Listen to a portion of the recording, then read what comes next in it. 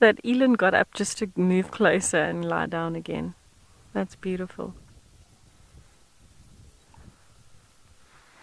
A cuddle pair on Valentine's Day.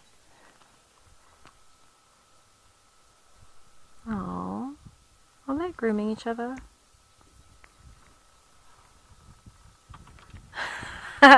Ellie girl, your one word is cowabunga. I like that. It's always a constant adrenaline rush, excitement, thrill. So good. Enjoying every step of the ride, whether it's good or bad. It's always, at the end of the day, good because you're in the bush. Amazing. I like that one, cowabunga.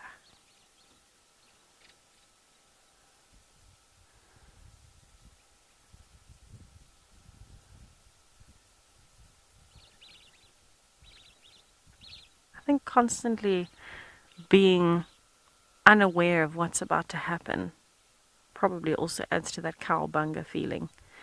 We can predict as much as we want to, but ultimately it's wild. We never know what's going to happen. There might be cheetahs over the ridge. There might be lions crossing over right now. There might be a random buffalo about to run through the middle. You never know what's going to happen.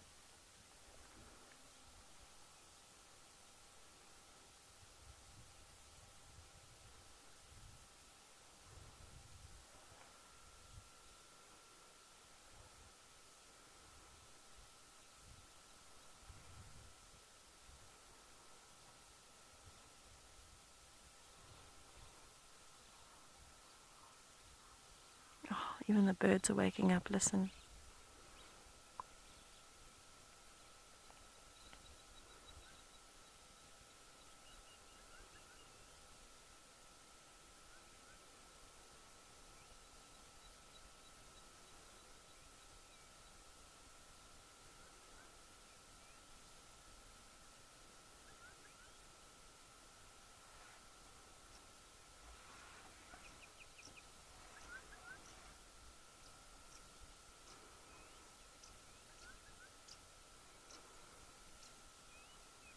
That is gorgeous. I love the sounds of the bush. The sounds and the smells. I wish that we could share the smells with you. Maybe one day technology will be advanced enough that we can smell what we are watching. It would be great for cooking shows and great for sweet thorn or wild jasmine. Probably not so great when you're at a lion kill or anything like that. But it is good to experience these things. Like I said, even sometimes the bad things are good at the end of the day. It's good to have experienced it and know what it's like and have a chuckle.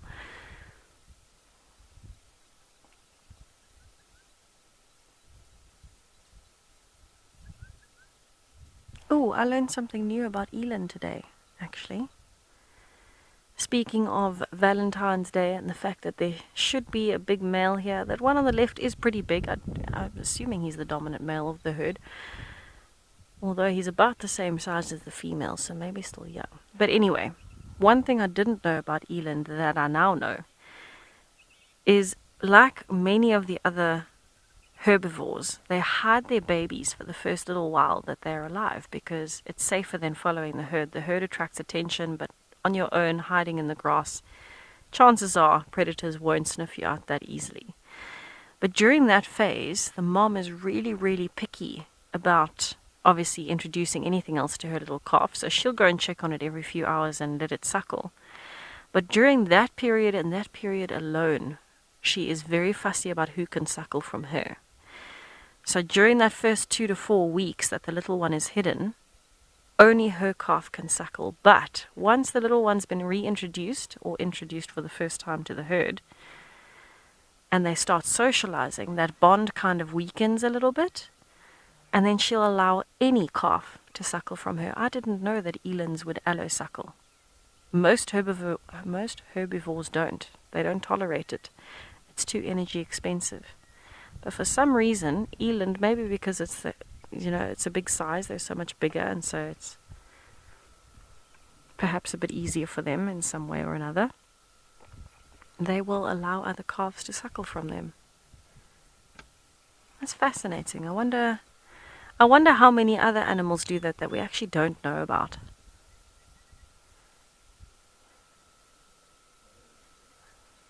They look after each other. That's very cute.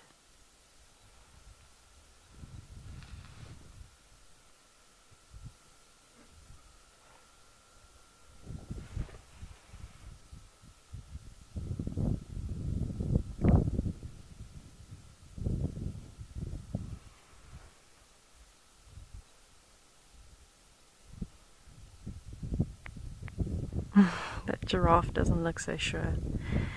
It's also still staring off into the distance.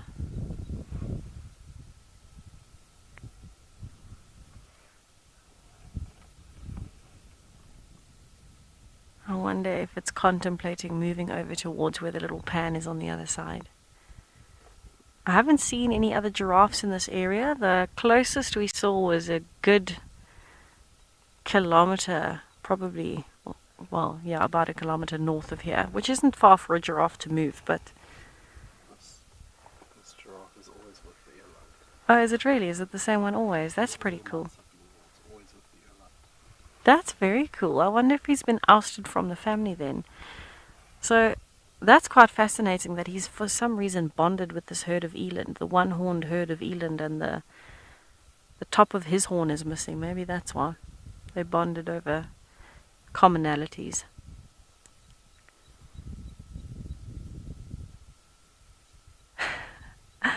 That's so arbitrary that he's always with the eland. Although I suppose if he has had a fight with another male over the ladies and he's been pushed out, why live on your own when you can stick with the next biggest animal around, the eland?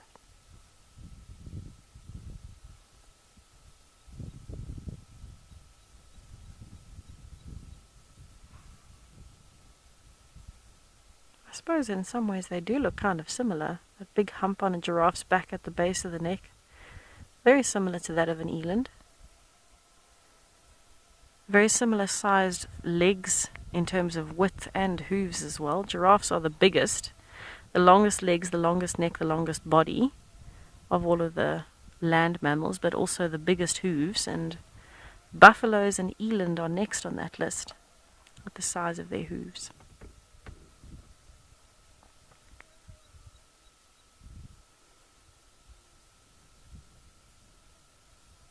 I suppose the giraffe as well can kind of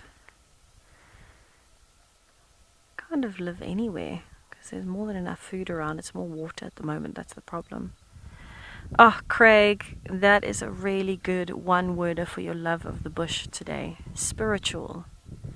There are so many different things we can get from being in the bush. And in a lot of ways, it connects to your soul in a way that you would never have anticipated. So I like that one. I think that's a good one. It can heal things that you would never think needed healing. It sounds very strange, but it kind of fills parts of you that you didn't know were empty.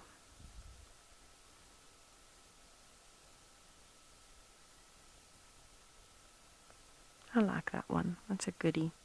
Have you thought of a word yet, Morgan? Morgan just can't land on one today. There's too many options. And we haven't had coffee. Which one is it? Those are the two options of why you haven't got a word. Yes. Just yes. Yes to both. Okay. That's fair.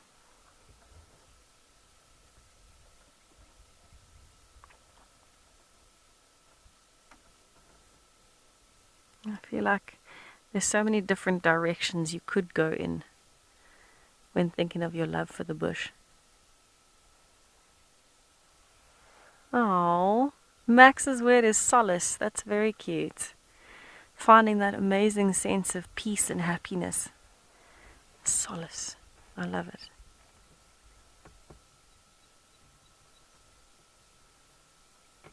You see, there's so many words that have been said today that I would 100%, I relate to every single one of them. How do you choose one that's more than the others? I don't know.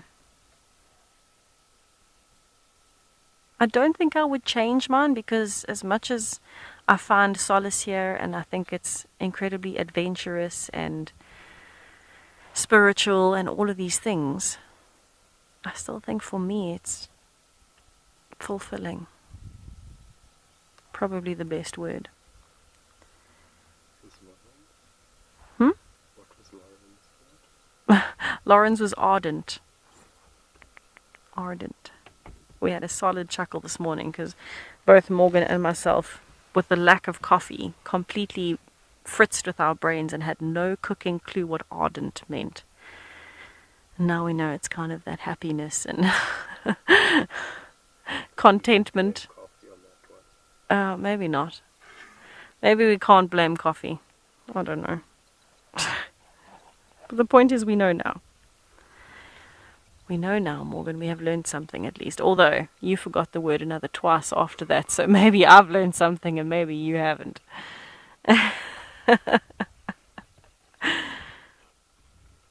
But I don't know. For me, living in the bush was always the dream. So if I can combine living and working in the bush, working doesn't feel like working anymore. And I'm just not as happy anywhere else as I am in the bush. So it is truly fulfilling. Working with Morgan detracts a little bit, but likewise. No, I think it makes it even more fun. We are actually both so full of nonsense sometimes. The most important part is we're always full of laughs. Oh, thank you, Maxwell. There you go, Morgan. There's space for you and MC and Joburg.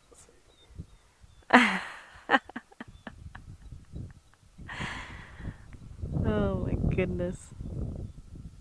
We are really lucky though to be out here. It is such a blessing. We live a beautiful lifestyle at the best of times.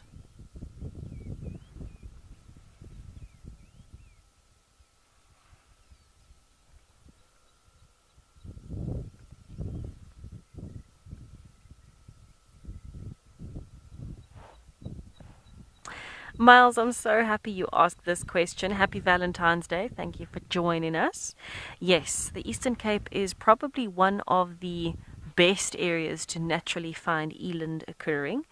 And the reason for that is because they really like savanna and grassland mixed in with rocky outcrops and mountainous areas. So they don't really like low-lying areas in valleys or anything like that. They like to be quite high up. At a higher altitude, they like to have these open areas with termite mounds and rocks, and they like to have quite a bit of water available. And so they've got all of that right here in the Eastern Cape in mass, in absolute mass. So especially if you go towards places like the Karoo or even Queenstown, anywhere like that, it's got these huge escarpments, and on top of them is all of these massive open plateaus. All the way down the side of the ridges are these rocky outcrops, and it's so different looking even to here.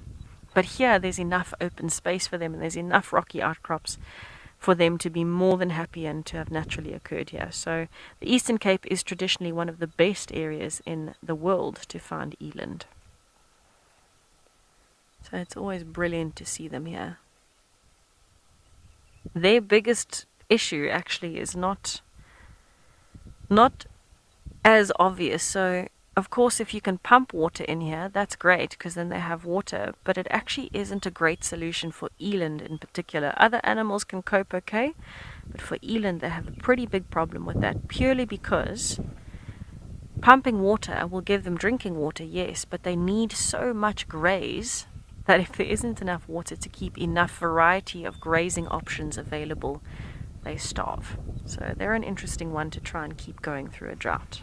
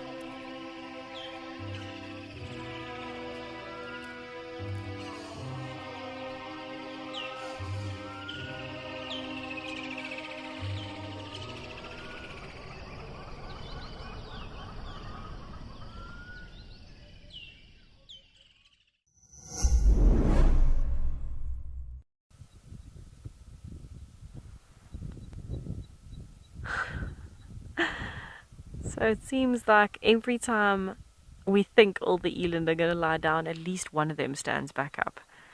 At the moment, it's kind of a sub-adult eland that's up. But it's staying very close to what I'm assuming is Mom, the one-horned female. Oh, and the male is getting up. Is that the male? Looks like him. Oh, that is the male. Oh, leopard lover, what a lovely offer. Morgan, you can go to Australia. I don't know if you want to think twice about that, maybe, leopard lover.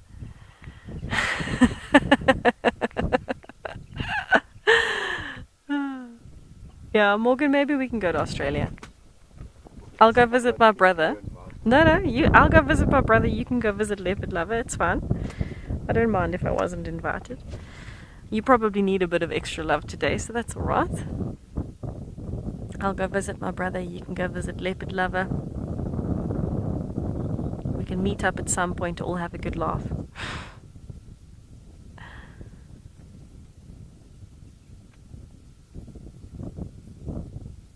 Oh, all lying down together now.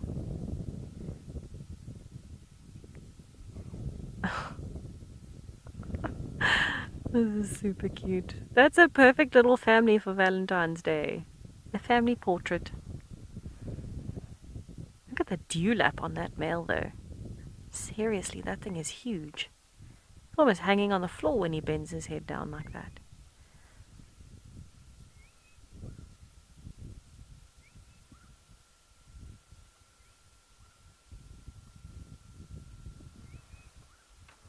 I don't know if you know what the dewlap is actually for and why it's bigger on males, but part of it is to kind of make him look a little bit bigger to other males and more impressive to the ladies, of course, because it keeps growing. It doesn't stop growing. It grows continuously throughout his life, particularly males. Females as well have a dewlap and it also gets bigger, but not as impressive as that. But the other reason that we think it's there is a bit of kind of temperature regulation, thermoregulation, especially for the males because they're bigger than the females. They need it a bit more. Their body gets a little bit hotter, a little bit faster. So that extra skin really helps with trying to cool them down, especially in this Eastern Cape heat. In any semi-arid area, when it gets hot, it gets scorchingly hot. The wind gets hot as well at the best of times. So you can get wind burn here. I know I'm evidence of that in the last 2 weeks. And it gets dry hot, but uncomfortably dry hot, as though no matter what you do, nothing will help. So the animals here are pretty well adapted to that kind of semi-arid environment, especially things like the herbivores. Predators are pretty standard across the board, but the herbivores are nicely well adapted. But water really is quite a crucial resource here, and at the moment it is severely lacking. Luckily, the animals are actually looking pretty good, but you never know. Ooh. Benjamin, that is a deep question. Okay, so before I even dive into that, if we look at what the definition of altruism is, it is helping someone else at your own expense. One individual helping another individual at your own expense, knowing full well that you could then be negatively affected, right? So that is true altruism.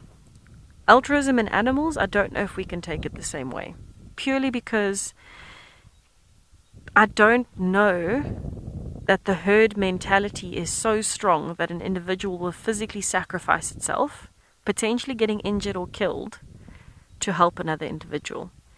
And I say that because as much as moms will fight back when babies are under attack, they won't let themselves get eaten.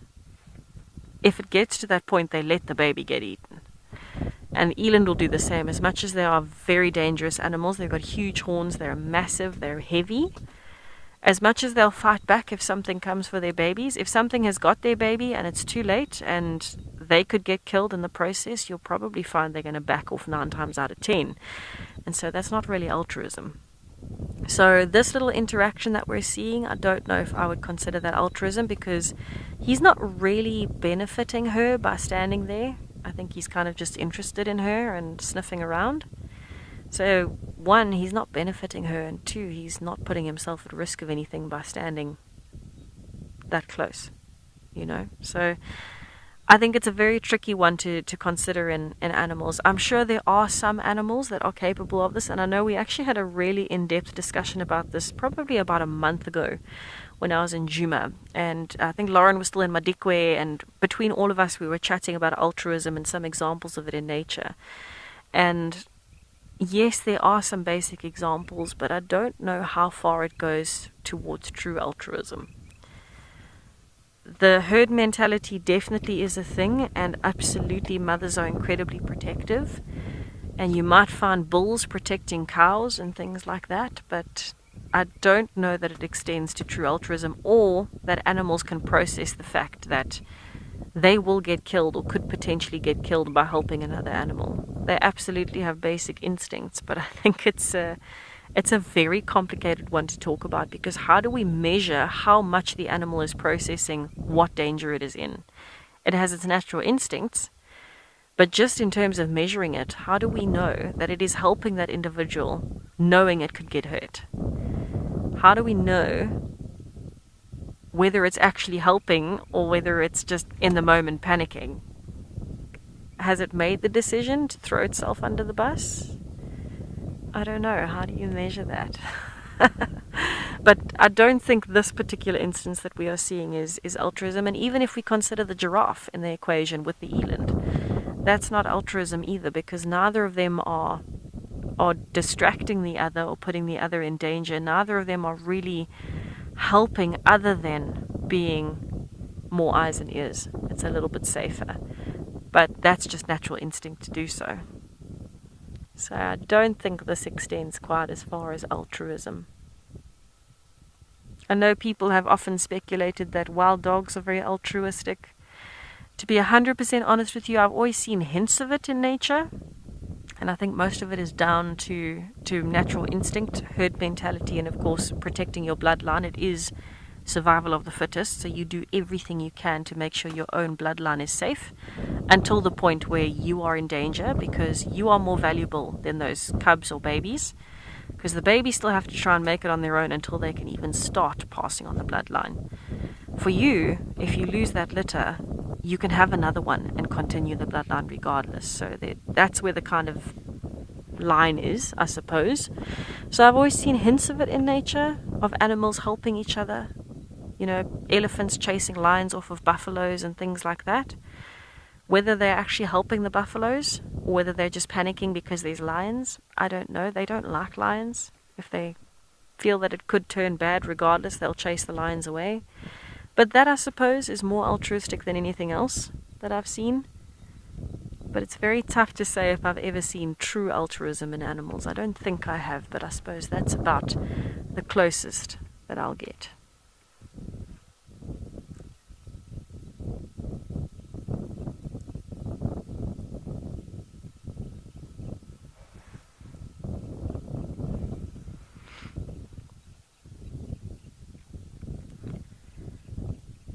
So it seems like these two are not going to be going back to sleep anytime soon.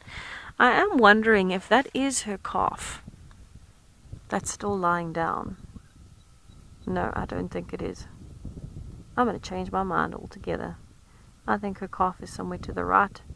Slightly older calf. She looks kind of rounded. Maybe she's preggo. But that one on the floor looks like a very old female. But I'm wondering why that bull is being so protective of that one-horned cow. He's standing quite close to her. Could just be a slightly closer bond socially than with the other eland. He's a young male. It could even be that they have the same mom. I suppose it could just be coincidence. Sorry, you are going to hear me moving. I'm going numb from sitting in the same position. I feel better now that I've moved a bit. But either way, it is a great comparison of the size difference between male and female. He's not an overly tall male. I think he's still got a bit of growing to do. But you can see how big that dewlap is compared to the female. She's on the right, he's on the left. But also just the general shape of the shoulders, the neck, even the rib cage. You can see he's a lot broader and a lot more muscular. He's bigger because he needs to fight the other boys. He looks amazing. He is in such good condition.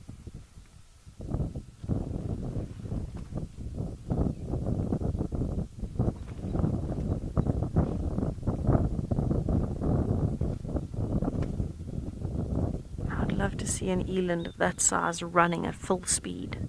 They're not nearly as fast as the smaller antelopes, they're just too heavy to maintain it, but the sound of that weight and those hooves hitting the floor at a decent speed must be quite terrifying.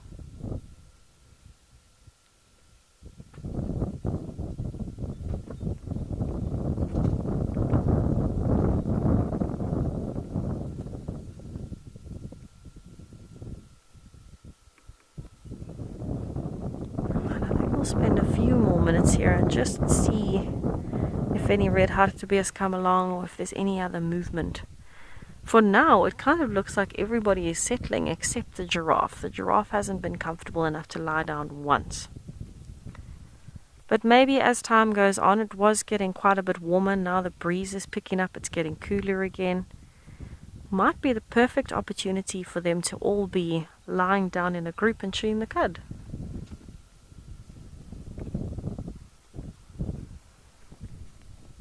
It's just such a strange combination. I love the fact that he's always with the same eland. So cool.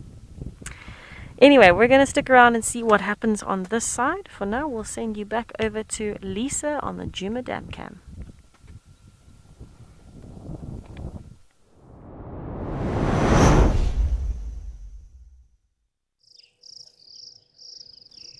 Thank you, Tess. Before anything else happens, I want to make it very clear. The only reason I don't think it's a good idea for Morgan to come here is because I can't compete with his sarcasm. I'm a very sarcastic person, but whew, from what I've seen, Morgan is quite feisty. So that is the only reason. We really do love you, Morgan. Everything is all right. Happy Valentine's Day.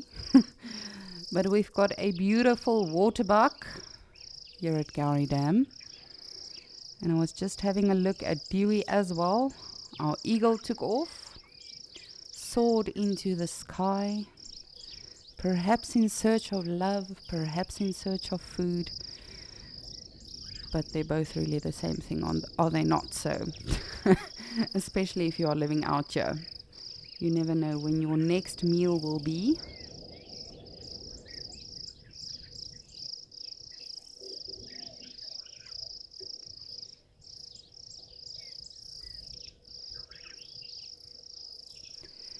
And if you are just joining us, welcome to Escape to Nature, and thank you so much for joining us. And welcome to the beautiful Gowrie Dam in Djuma in the Sabi Sand in South Africa. You can see we've got a beautiful water buck, and we really have had a brilliant morning so far, full of love. We've had some eland with Tess and Morgan, a beautiful giraffe.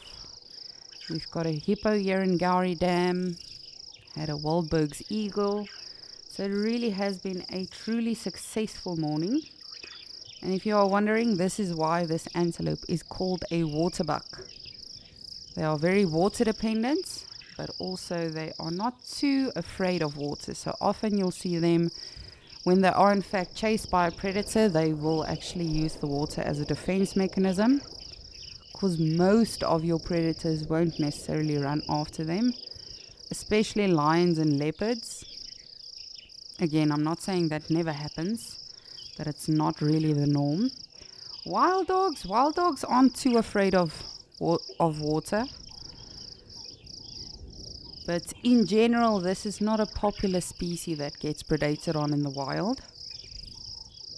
But what a magnificent creature. And I'll see if he actually stands still for a little bit.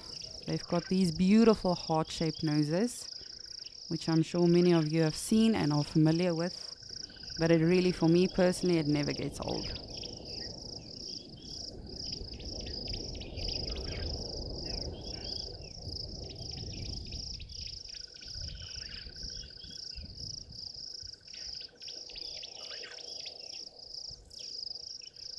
And there's Dewey. You can see they are not too bothered with one another.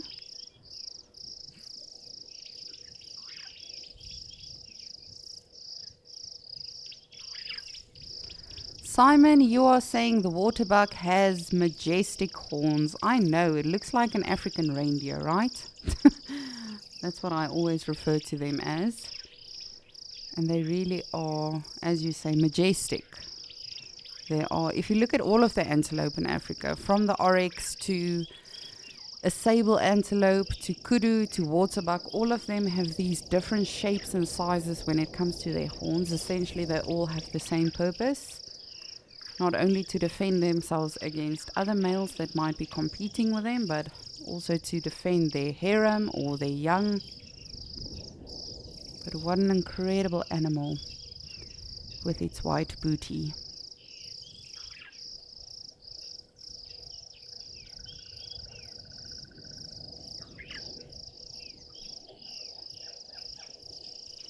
And it's very interesting because when I initially spotted him, he came from this side, he walked around, he laid down for a bit, and it seems he's now again moving off to this side. So not truly sure what his mission is.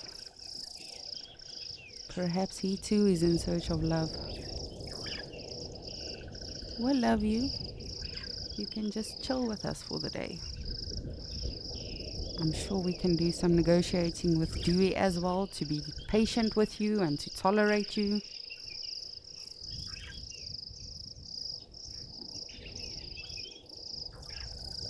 And just like that, they disappear.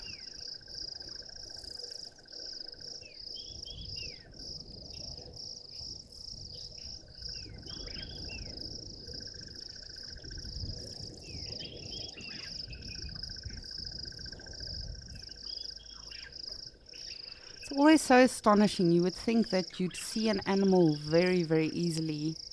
You know, especially an animal with a white ring on its rear end, or even leopards. Yes, they camouflage very well, but you would think, no, it's easy to spot the white tail, or with kudus, those white stripes they have on their body, but it really isn't. Mother Nature designed everything so immaculately that these animals blend in so well. And remember, we can see perfect color and detail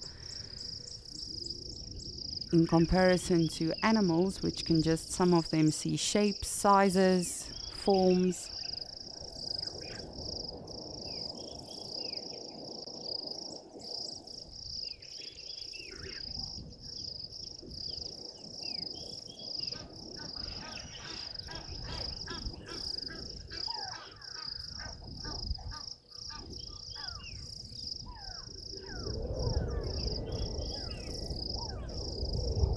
Zoe, you would like to know what is the courting display for waterbuck.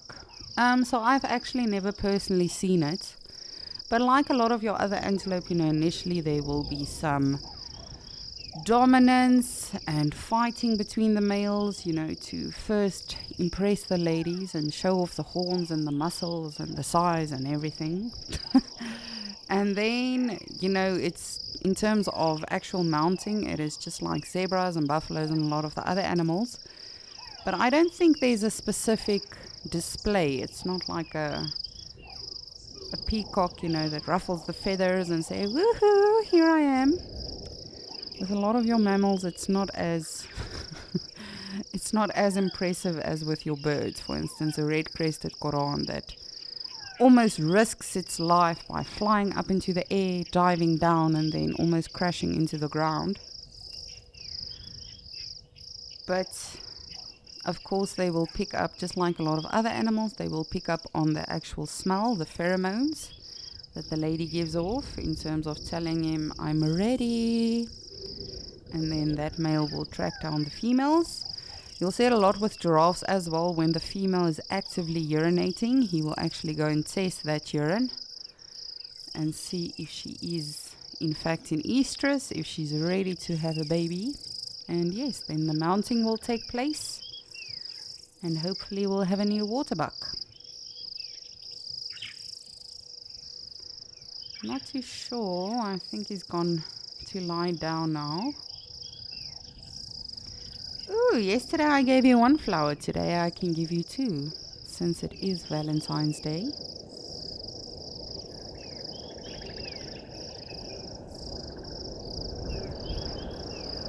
Just lovely. It's a fairly common flower to see in the summertime in Greater Kruger. It is called the wild hibiscus.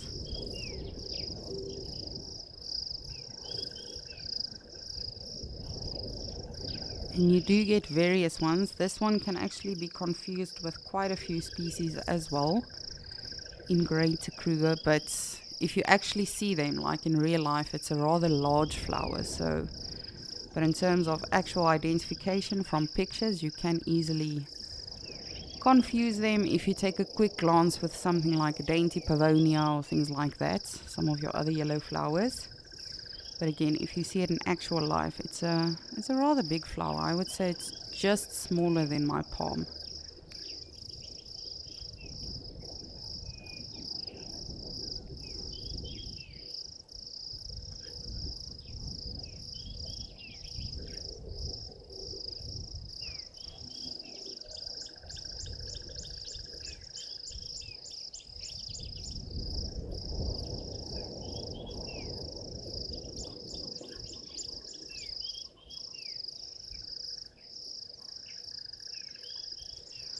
Just want to have a look-see and see what Dewey is up to. Of course, he did vocalize earlier on, but I think he's just going to take it very easy today. Hopefully, we'll see him coming out for some grazing.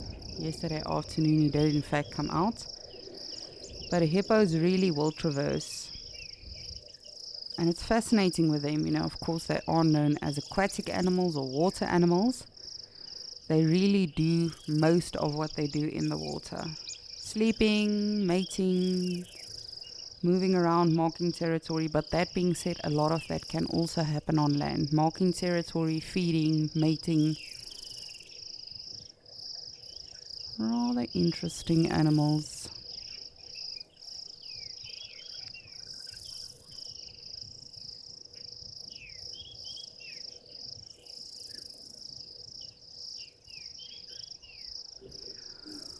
Alrighty, well, as always, I will keep an eye on our water holes, keep you posted, but for now, I'm going to send you over to Tess and Morgan so we can see what they are up to.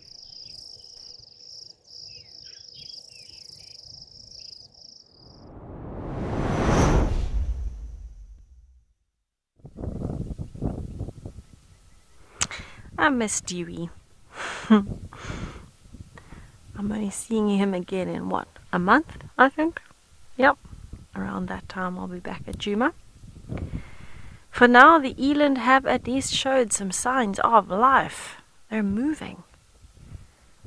Look at that. Very much built like a cow. They are, I suppose, the wild version of a cow that's left in South Africa. Very chunky, and now standing like that, side on both of them. You can see how much bigger the male is than the female. He's a different color too. She's much more sandy colored. He's a bit more grayish, stone colored. And much bigger. So he is definitely the big boy of the family. Maybe him and the giraffe have a bromance going.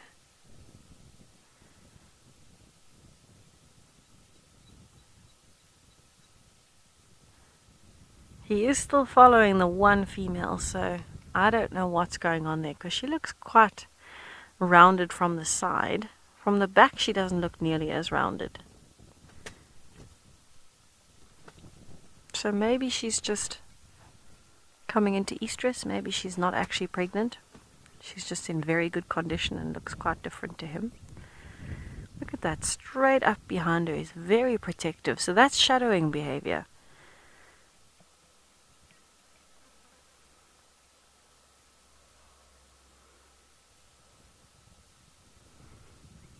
And it is the right time for them to be mating. Gestation is about an 8-month period.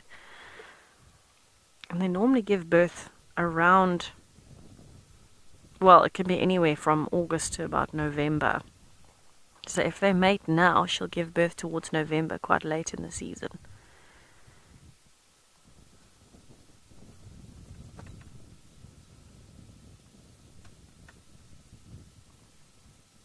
So maybe he is shadowing her.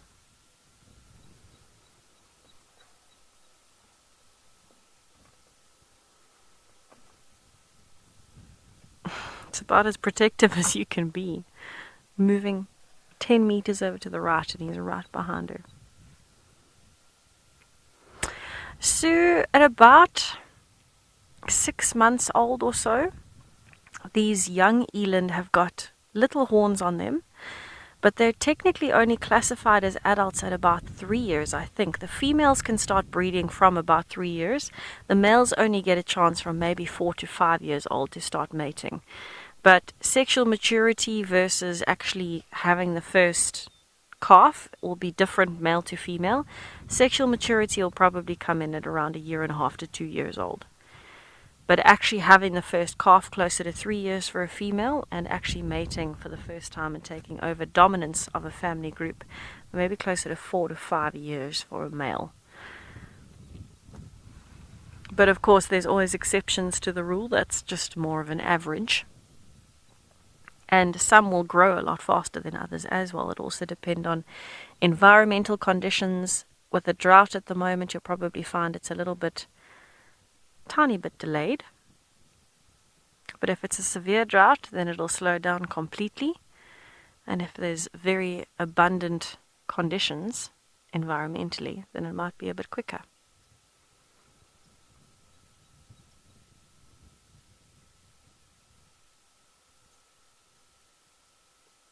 But anywhere from even about 1 year old young males might be kicked out. Which is quite a scary thought. Imagine being separated from your big family just because you're a young male.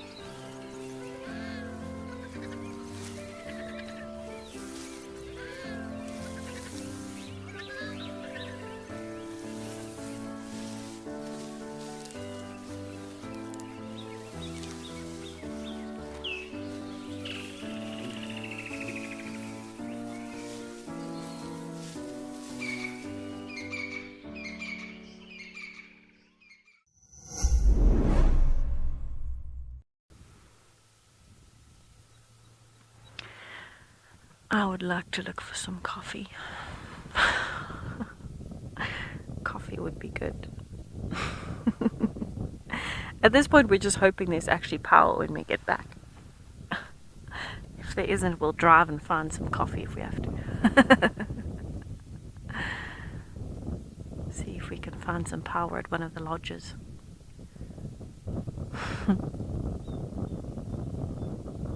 Oh, he's definitely shadowing her. My goodness, he has not left her side, well, actually, her rump.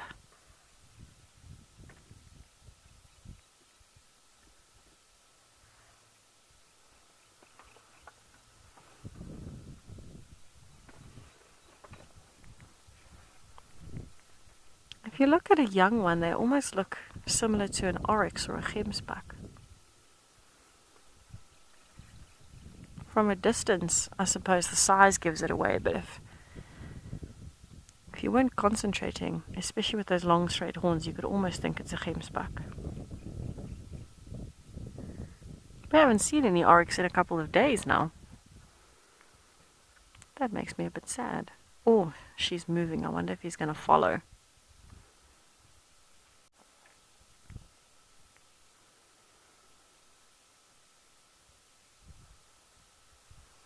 She looks like she's urinating. Yep, he's going to smell it. Cue the Flemin grimace. Yeah, he's definitely shadowing her. Oh, there it is.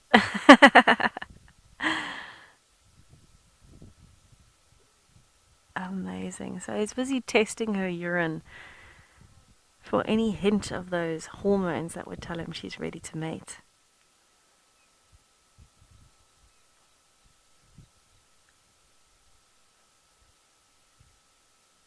Amazing. So right on the top of his palate, like most mammals, he has that little organ of Jacobson. And he can filter the particles of air through that organ as he's breathing in with his mouth open. And those little particles are kind of tested for hormones. It's exactly the same thing. Leopards, lions, cheetahs, kudus, impalas, it's the same thing all of them do. Because those little hormones will travel in those particles and they'll be able to smell it. Now, it's interesting, humans actually do this as well. We just don't notice that we're doing it. I don't know if you knew that, but we can also sense each other's hormones and we can sense whether our body thinks we're a good match with somebody.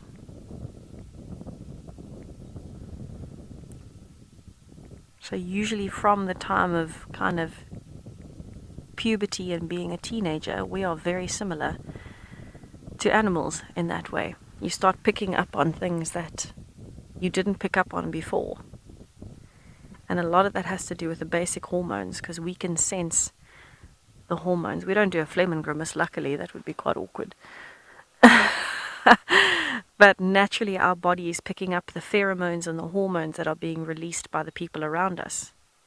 It's part of the reason why, it sounds really strange, but cycles will sync in women, but also part of the reason why there's a natural immediate attraction to some people over others, because oftentimes you're sensing their hormones and your body thinks that that person is a good match. Now the animals don't really have as much choice as we do, I suppose.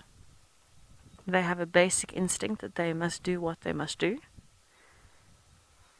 And so if he's the dominant bull, he's going to have exactly the same reaction to every single female in this herd if she's coming into estrus.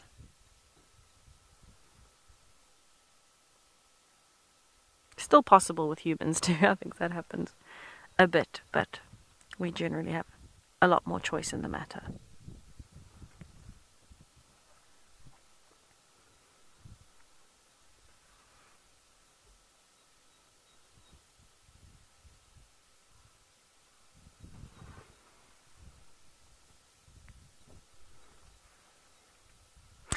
Oh, Solly, many, many years ago, actually on the farm outside of Queenstown, we have quite a few eland there. And I've heard them make the sound there. It sounds very, very strange. But I've actually never heard it on safari. But I've only seen eland a couple of times on safari. I saw them once at Ngala. I saw 2 young males, and they ran so fast. It was just a dust cloud. And then here at Amakhala, I haven't seen eland on safari anywhere else, and actually been able to spend time with them. So, unfortunately, I've only heard it kind of in my own free time. But still, at least I've heard it, I suppose. It is quite a strange sound. It almost sounds like when you tap hooves on rock.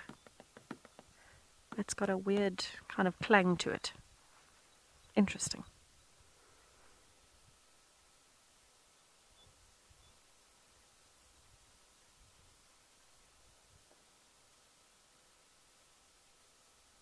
Oh, he's letting quite a bit of distance come between them right now.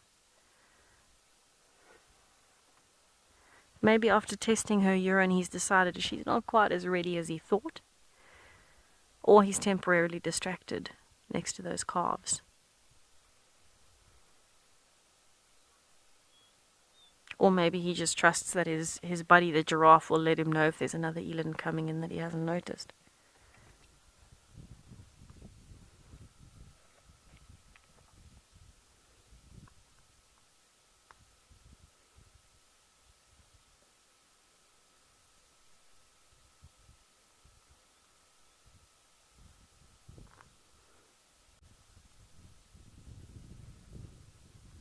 Wow.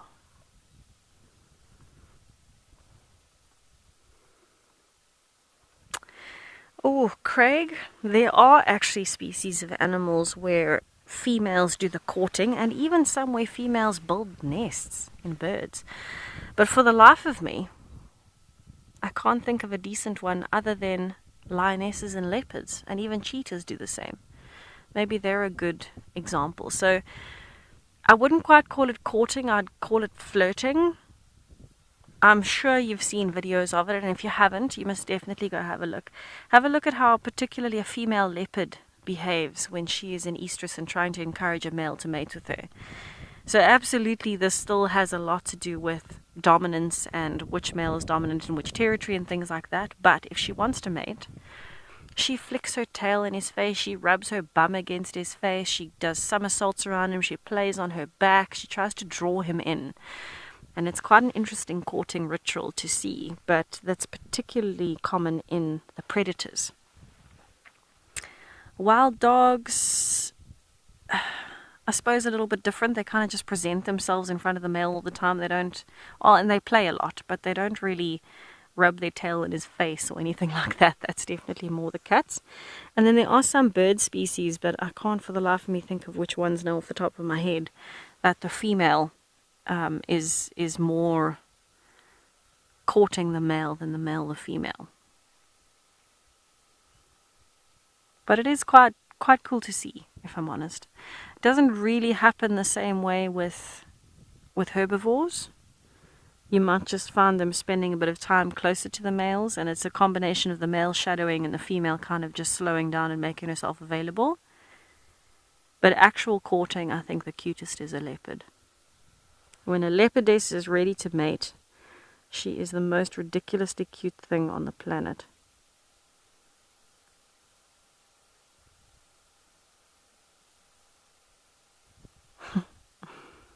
I've actually been lucky enough to see that a good few times.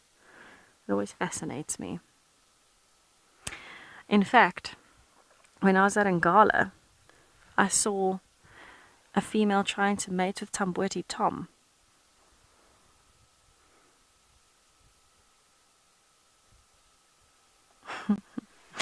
I'll get to that question in a minute. So when I was at Ngala, I saw a female trying to mate with Tamboti Tom, who was the big male leopard there. And he was so tired of her persisting and persisting and persisting that he was actively trying to avoid her in the middle of her estrus, which I've never seen again. But he was trying to climb under bushes and into bushes and away from everything that he could, just to try and put some distance between him and her, because she was so persistent and he was exhausted. Honestly, he was exhausted. At one point, he even tried to climb underneath the Land Cruisers, and we actually had to move out of the sighting because he was just so desperate to get away from her that he was willing to do anything just to not have her bother him anymore, which was quite crazy. So that turned into a very entertaining sighting. But anyway, That's a very intense courtship from that female. I think it was the Nyala female, if I'm not mistaken. But Rolo, thank you for your suggestion. We should get some battery-operated self-heating thermoses for drive. We actually both have flasks, but unfortunately we didn't have any hot water, so we need some of those that heat themselves up. That would be good. Perfect for load shedding in South Africa. Normally if I'm at home or wherever, we've got a gas stove, so that makes it easy. You can just pop a kettle on the stove. That definitely makes it a bit easier. But not here, unfortunately. But I can see how that would come in handy, even on camping trips or self-drive holidays. You can get everything packed in the car, and then when you're ready, you just pop the thermos on and you can have coffee wherever you go, hot coffee. That's a great idea. Perfect for Kruger holidays. So I'm planning a few trips this year, and one of them is Botswana, one of them is Namibia, and of course Kruger Park always, as often as I can. But I think that'll be extra helpful for Botswana and Namibia.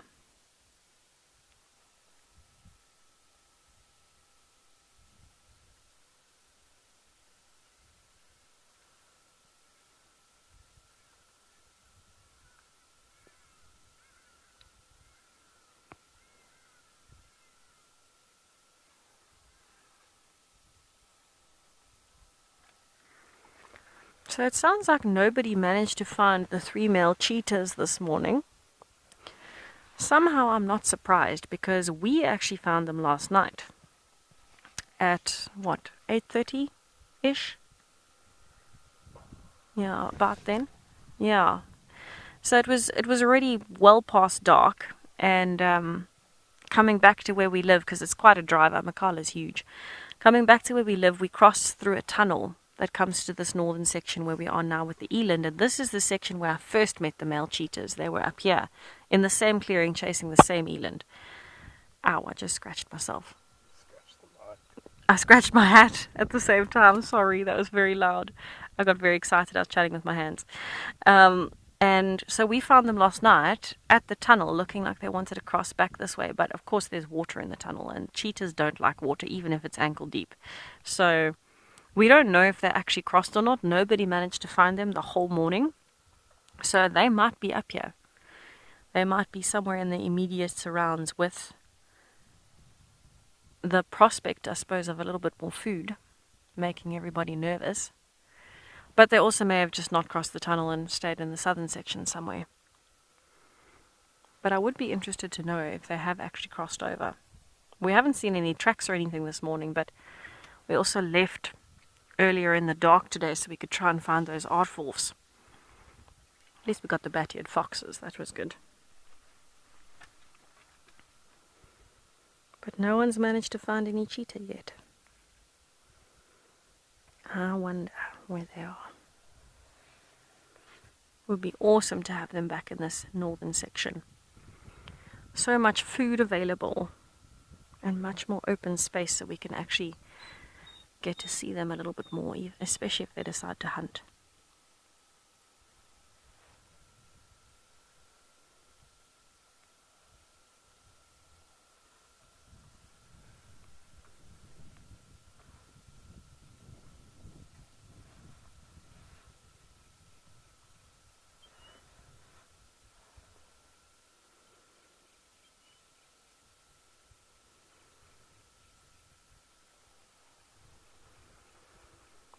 So we're definitely going in ebbs and flows over here, of the eland being up and then being back down.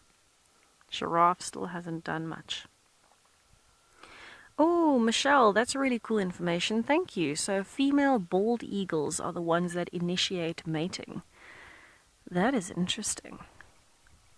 So there you go, an interesting different little bird species that the females court the males. I'm sure it happens quite a bit in a lot of different species. I know most of the species we see here, the courtship is done by the males, so ostriches are like that. Definitely all the weavers are like that. Yeah, a lot of these bird species that we see would be male-dominant courtship. Birds of paradise, oh my word, my favorite courtships in the world. Unfortunate we don't get birds of paradise here. But the males are exquisite. They do those little dances. They've got these beautiful bright colorations, make the most interesting patterns of their feathers while they're dancing.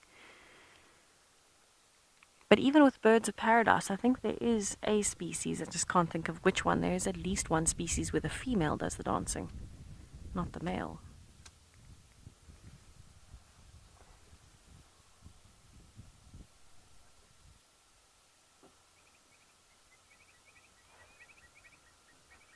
Ooh, listen to those birds.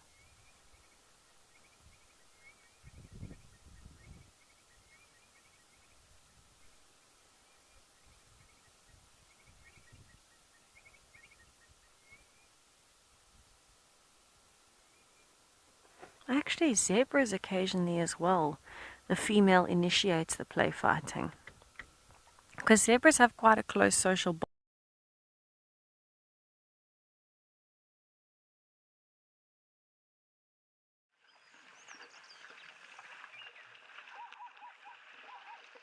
That we still have zebras, and more zebras. Linking to with what Tess was talking about, of course, the beautiful pajama donkeys.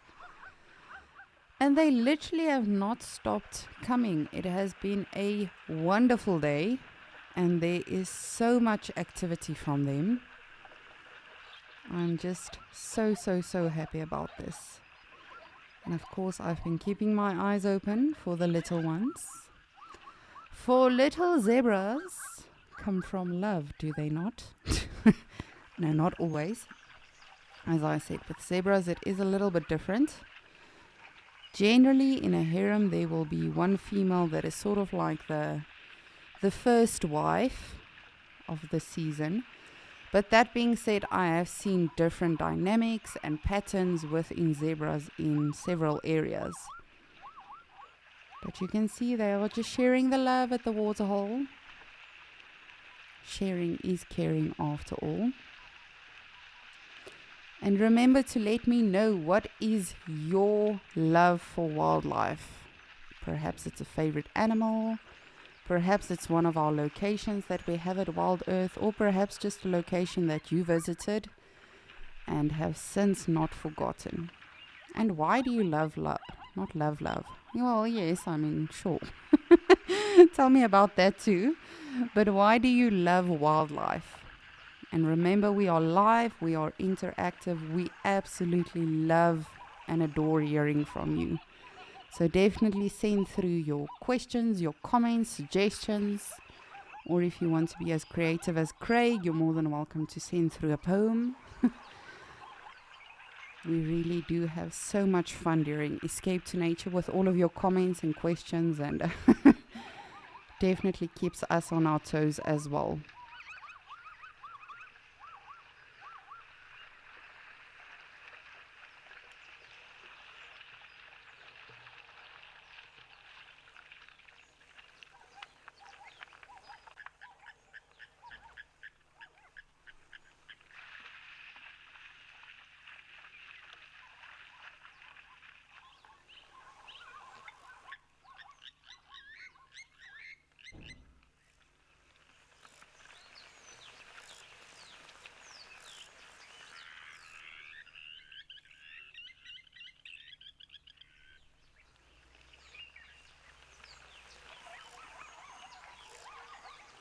How incredible are all of these noises and sounds. The zebras in the background that whoop, whoop, whoop, whoop, whoop, whoop. The lapwings. The guinea fowl we can hear every now and again. Absolutely incredible.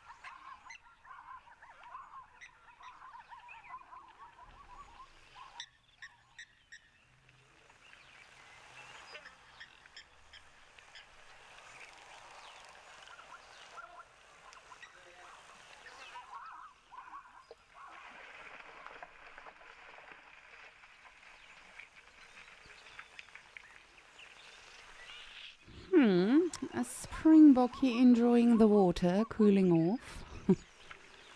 They're always so interesting. And specifically with the springbok and the oryx, those are the two species that we see at this waterhole that generally they don't mind going into the waterhole really deep, you know, really cooling off. The zebras, for the most part, they'll enter the water, but they just sort of stand on the shallow end for should they need to get out. But it's incredible how accustomed these animals become and how they sort of know more or less, all right, well, we know there's not a crocodile in this waterhole, so we'll just go in. Of course, vigilance is key. So you will see them, the zebras as well as the springbok, as well as of course the oryx. You'll see them just making sure before they completely enter the water. But I think the animals know by now it's rather safe, everything is alright. I really am becoming a little bit worried about Ukukweyo. You can see we are losing green rapidly. It is returning to its former state, which is fine, you know, again. It's a bonus for us because the animals are now coming back to this waterhole. But just in terms of nature and the animals, it really would be great to get some rain again, a proper rainfall. Just to once again energize the soil and rejuvenate everything. Bring some life back for the vegetation and of course for the animals.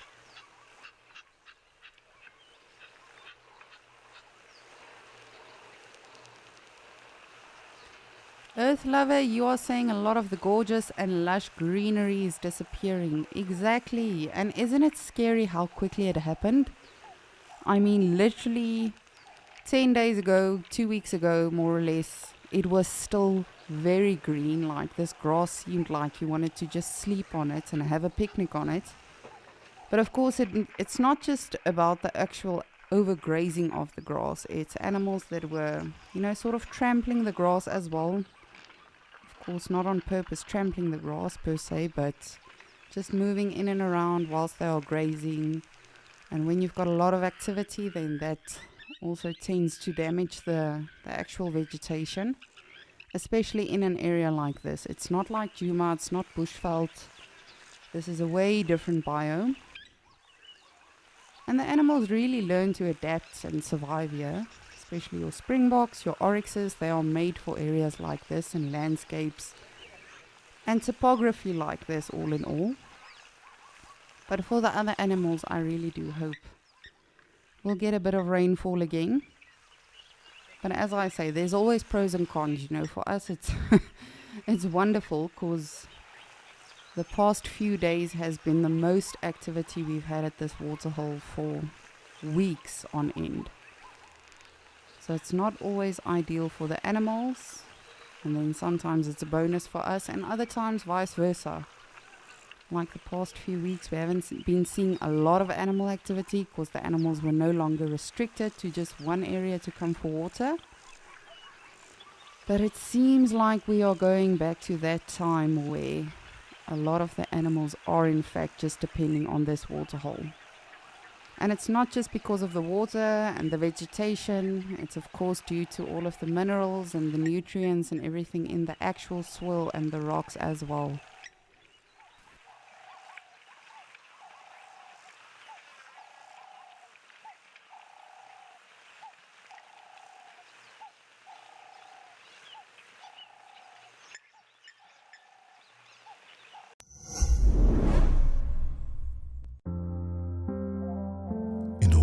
Full of upheaval, we all need a quiet and safe place. A place where anxiety and stress don't exist. A place where life carries on. Slip away into a brand new show exclusively on Wild Earth. Just nature.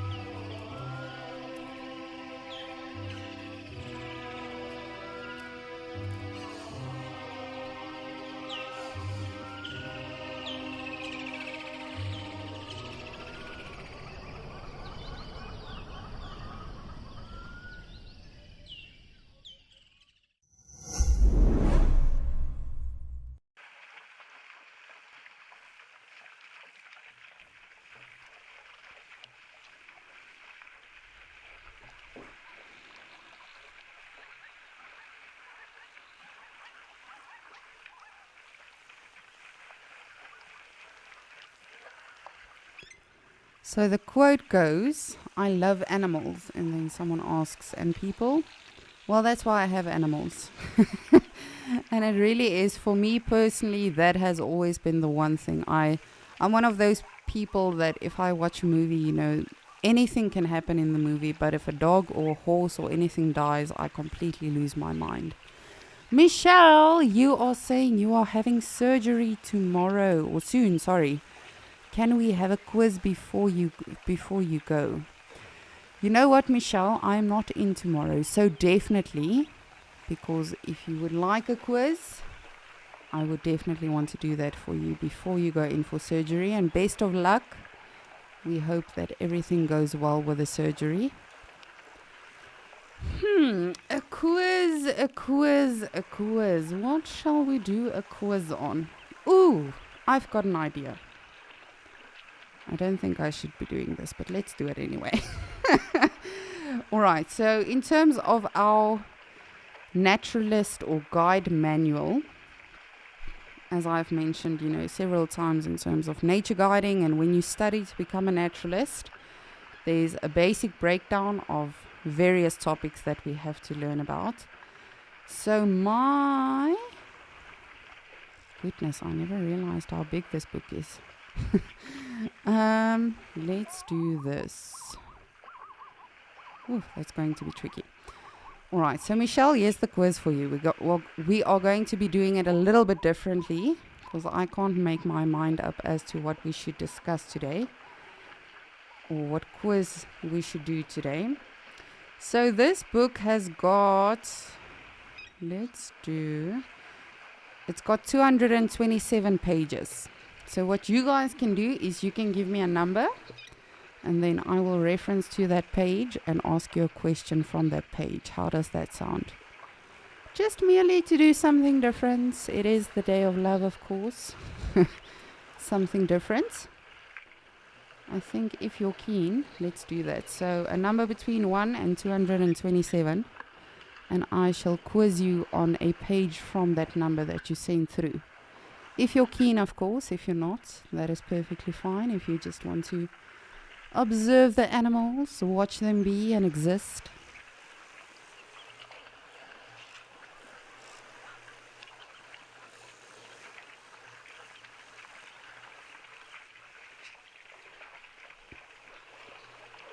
Ooh, we've got a wildebeest. And another one approaching from the back. This really is such a vast location. I really cannot wait to visit this place myself this year, hopefully. I have not yet made my plans as to when I'll be doing that, but it definitely is happening this year.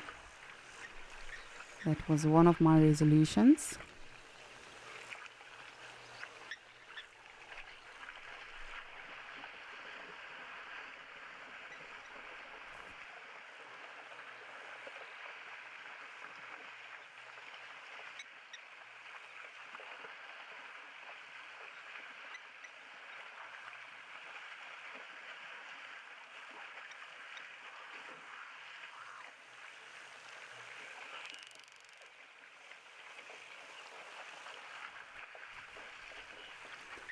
And I really do hope, I was still meaning to do some research, but I hope they offer actual bushwalks in this location.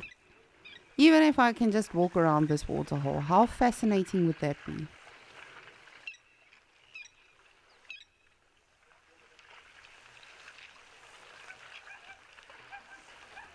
Jacinta, good morning. You are saying Page Leopard.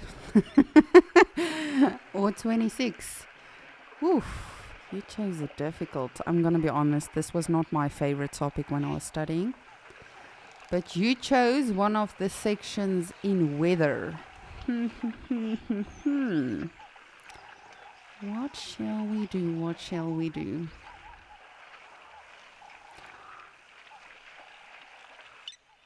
All right, we are going to be chatting about air pressure cells, right? So high and low pressure cells. What is a low pressure cell when you're of course referring to weather and patterns and all of that? What is the fancy word for it? It's something that it happens. A lot of people refer to it as a natural disaster when it does happen. What do you call that? I know that's a very... Whew, Jacinta, you chose a difficult one. It's a very difficult one. But I will also read you the description. Low pressure cells consist of a rotating upward moving mass of air. And in the southern hemisphere, this rotation is in a clockwise direction. At the Earth's surface, air moves inward towards the center of the cell. Low pressure cells are associated with the upliftment of air, condensation, cloud formation, and rainfall. So all of that, low pressure cells, refers to something. It can be something that happens. It's not something that happens often in southern Africa specifically. But what do you call that? People will say, did you hear about the... If that's a little confusing, I apologize. Thank you, Jacinta. You have now reminded me why I was not fond of this. This specific area of studies. And again, there are so many. There really is. Gosh, I actually forgot how many there was. So we've got geology, climate and weather, astronomy, ecology, biomes, taxonomy, plants, trees, shrubs, arthropods, fish, amphibians, reptiles, birds, mammals, animal behavior, etc. Oh my goodness, it doesn't stop. Wow.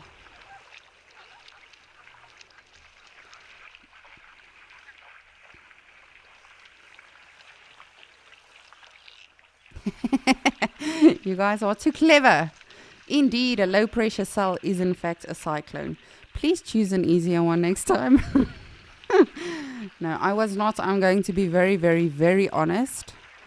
Weather was not my favorite when I actually studied field guiding. So well done if you got that. That was a fairly easy one for you guys, obviously. Again, for me, it's not as easy because we are not too familiar with them where I live.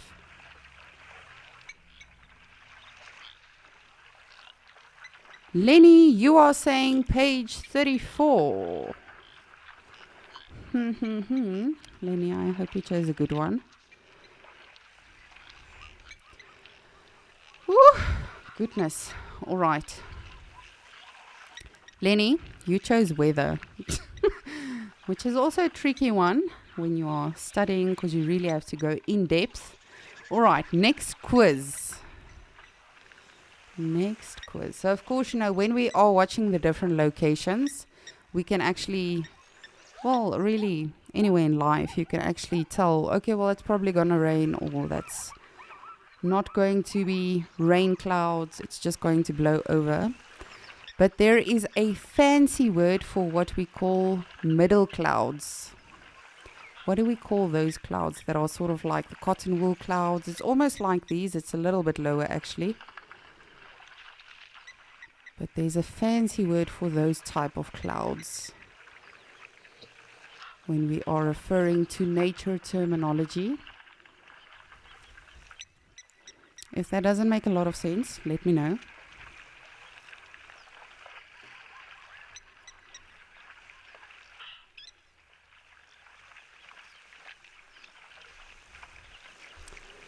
Max, I'm assuming that was your answer.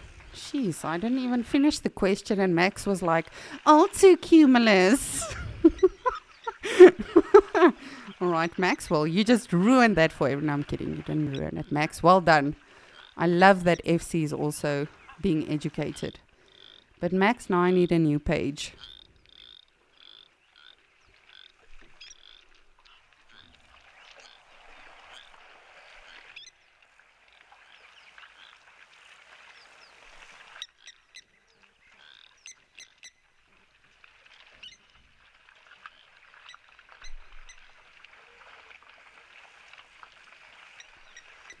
Michelle, this one is for you. You would like to pick page 70. I'm wondering how difficult we must make it now.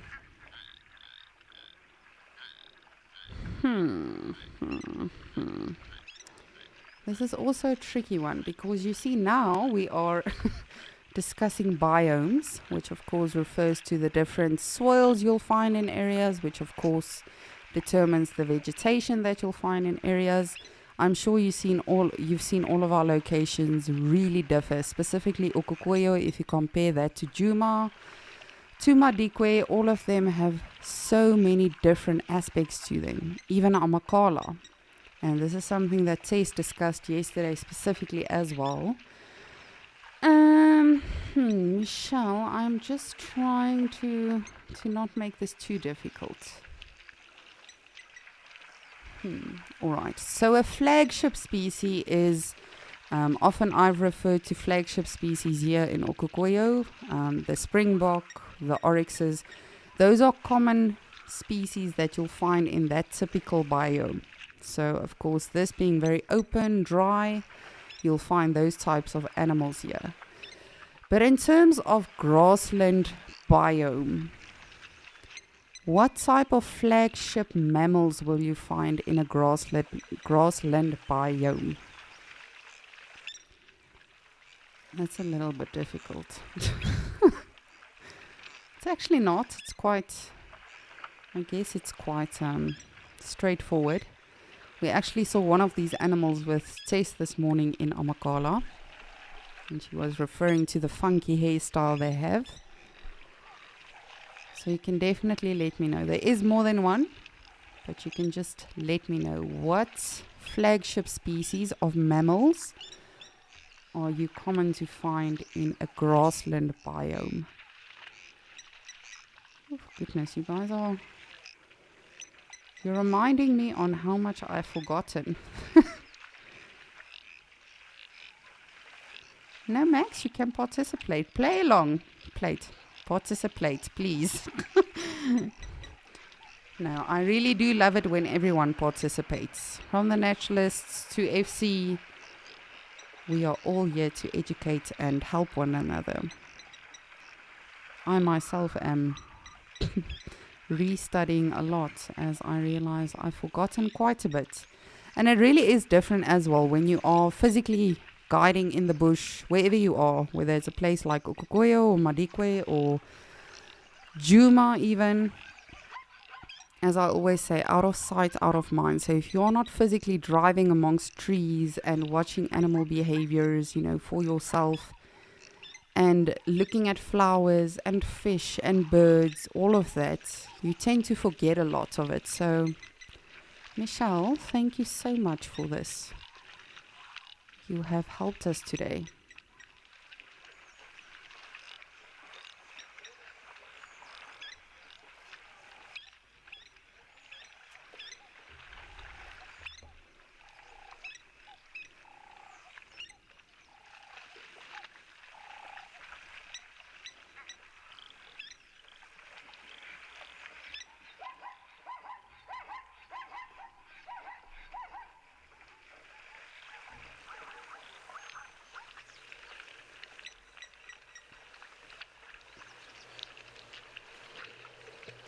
Bradley, good morning.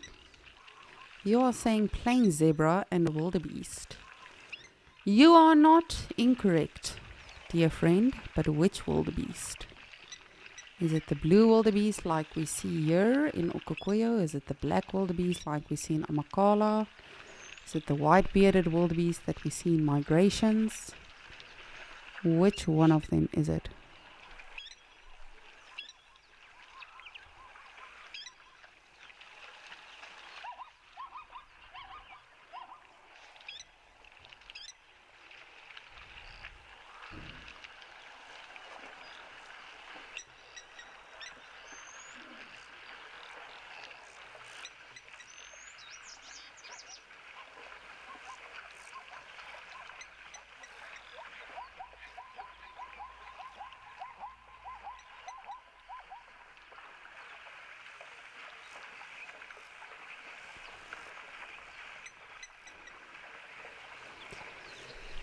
If you are just joining us on Escape to Nature, a very big warm welcome to the beautiful Okukoyo in Namibia, of course just a little bit north of South Africa. And you can see we've got a lot of animals coming to the waterhole. We've got some zebras, oryxes, springbok, our Egyptian goose family is still around. And we are talking a little bit. What is happening? Gosh, you would think on the day of love that we are all just calm and enjoying everything. I mean, put on your floaties and just have a cocktail, but no. Let's kick each other in the water. Whew, sorry, I apologize. I got a bit upset with the zebras. But no, we've seen some wonderful things today on Escape to Nature. We've seen the hippo, Dewey, in Juma. We've seen a Wahlberg's eagle, a waterbuck. Tess and Morgan has seen some eland.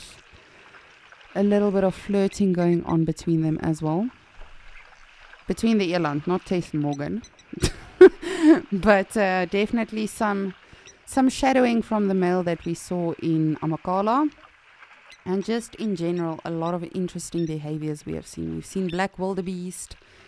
It really has been a fantastic day, and one of our amazing viewers asked if we can have a quiz.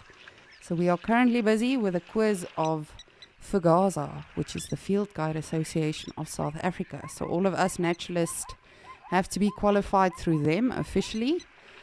And I'm just busy browsing through my 227-page book, which covers from astronomy to weather to mammals to behaviors of animals.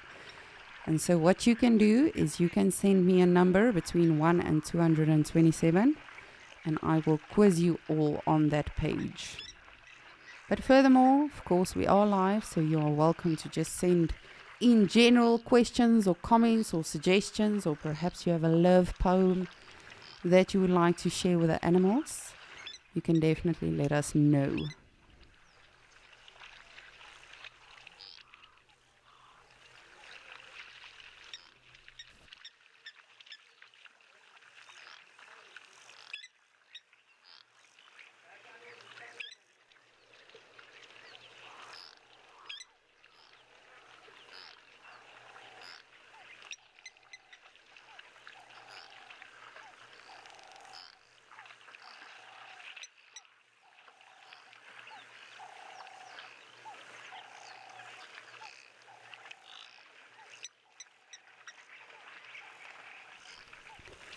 Bradley, good morning. Ooh, that is super, super, super exciting. You've got a field guide course that starts in July, and you are saying it's the white wildebeest. So in terms of the grassland biome, specifically the flagship species, one of them they refer to specifically is the black wildebeest. But of course, grassland biome is becoming a more common biome as well. But that is super exciting, Bradley. Let me know where you are going to be studying and how long your course is. I personally did not do a course. I'm just qualified in talking a lot of nonsense. No, I actually studied in my free time, which I think is one of the most incredible things about FAGASA, is that you can actually get the study material and then do your exams and do the practical and all of that. However, all of that being said, I will say that it definitely does help a lot to do the actual course. I can testify that from all of my former colleagues and friends. You are definitely on the right path. Woo, why are we all freaking out? But good luck with that, Bradley. That is super awesome. And if you need any help, or if you have any questions, you can of course let us know. We'll try to help you as much as we can.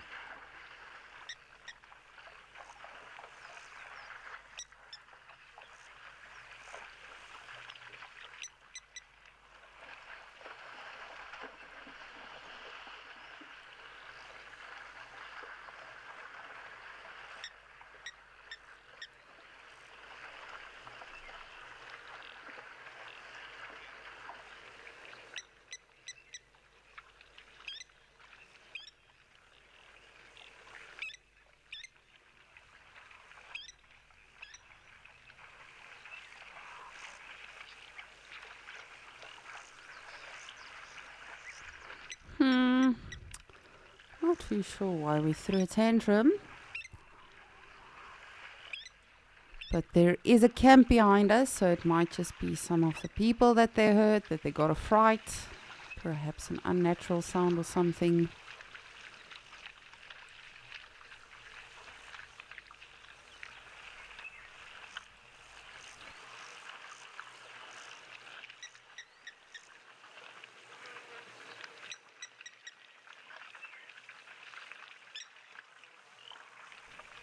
Darcy Miller. You are saying page 19. I've got a feeling that's going to be a tricky one. Oof, Darcy Miller. You chose a page that literally just has a map on that shows me the the different oceans and how the currents work and everything.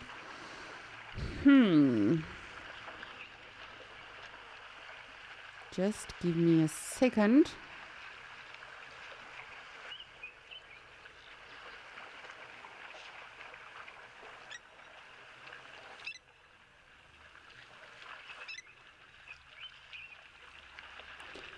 Right, this is going to be a tricky one. So the temperature differences between the ocean and the atmosphere cause winds and affect rainfall, right? The sea is warmest near the equator because why? That is a very vast and open question, but it's due to a specific, and of course, we are referring to the southern hemisphere now. But there's a specific reason for that.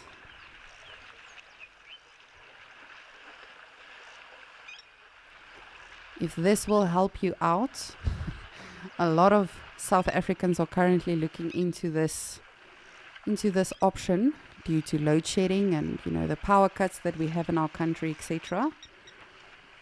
But the sea is warmest near the equator because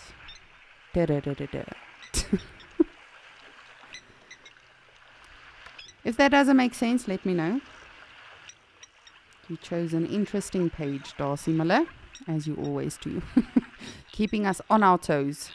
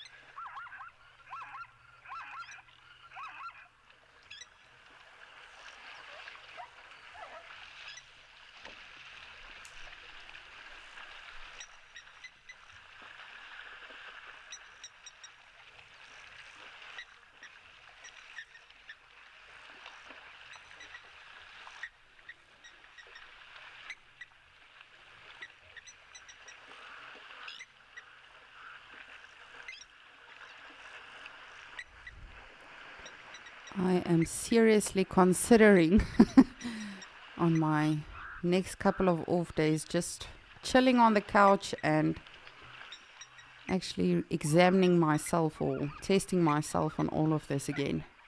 It really is so fascinating how quickly you forget things.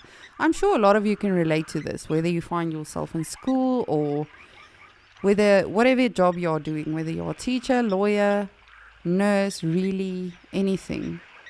We study so much and we absorb so much, and then as soon as you go into your career or your job, you sort of get into a rut and you repeat things, and especially if you don't see things, you really tend to forget to talk about it. Why are we being dramatic, children?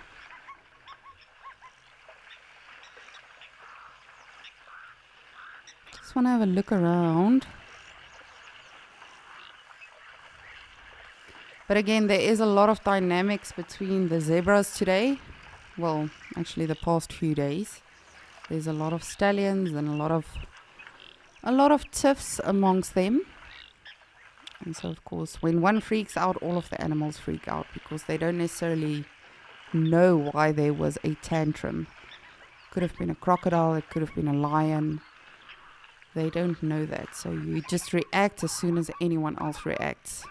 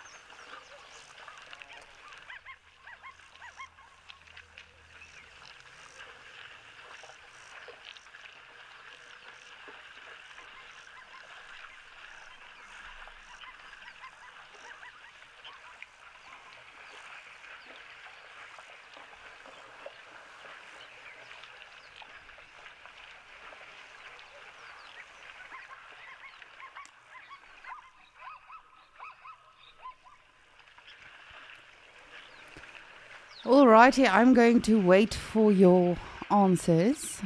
And again, if you have questions for us or quizzes for us as well, you're more than welcome to send them through. But I'm going to send you to Kariga so Nick can say good morning.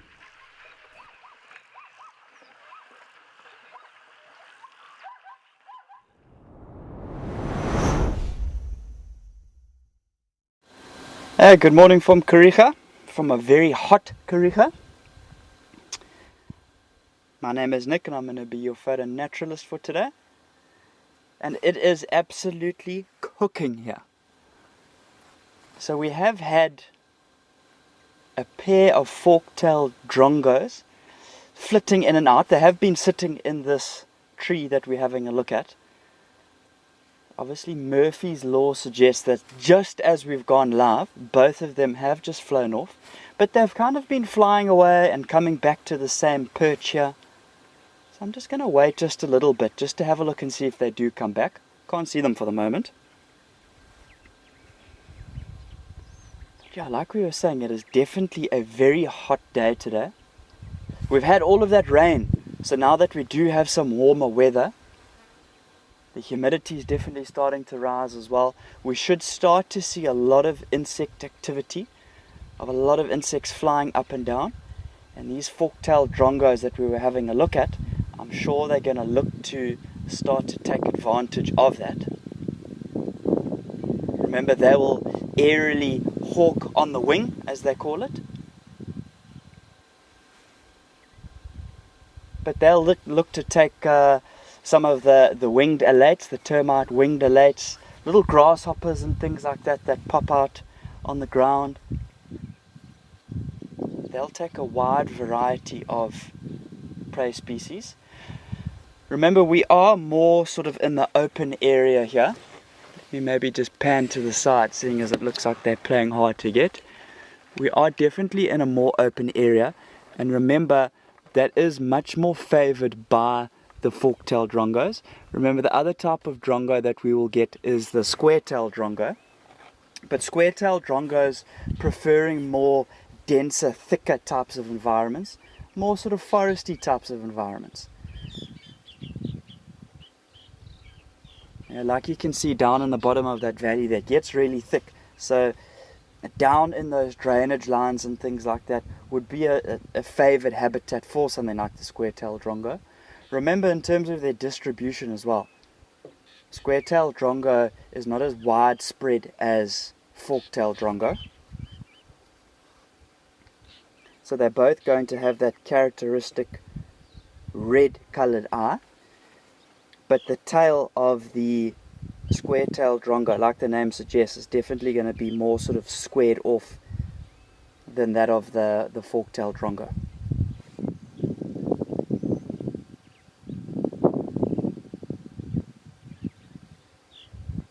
So in terms of the distribution of your square-tailed drongo, it's more sort of on the coastlines. There is a potential chance of finding square-tailed drongo in the area here, but that would be more of a rarity. You start to move up the coastline far northern KwaZulu-Natal, going into parts of Mozambique. Those are some of the favored habitats for the square-tailed drongo. And then remember, other than that, in these areas here, you need to look quite carefully just to make doubly sure that it is not a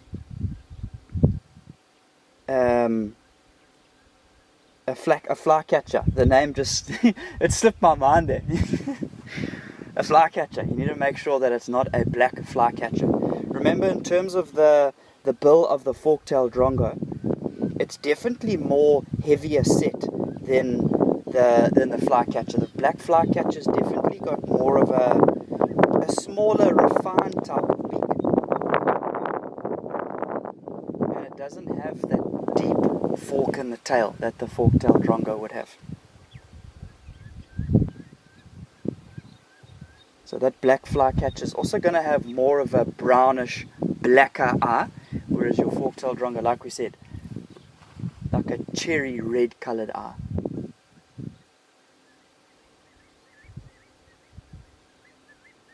And definitely your southern black flycatcher is a bird that we can look out for here at Kariega.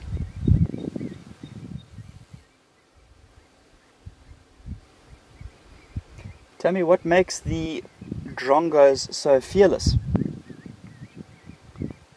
I guess they're good at what they do, you know. They're quite acrobatic in terms of the way that they fly around. And they largely are very successful at catching insects and things like that. I've quite often seen them smacking some of the insects and things on a branch. So similar in behavior to something like a common fiscal. Remember, they've got the nickname of Jackie Hangman. And often you'll see those common fiscals stabbing prey species against thorns and things like that.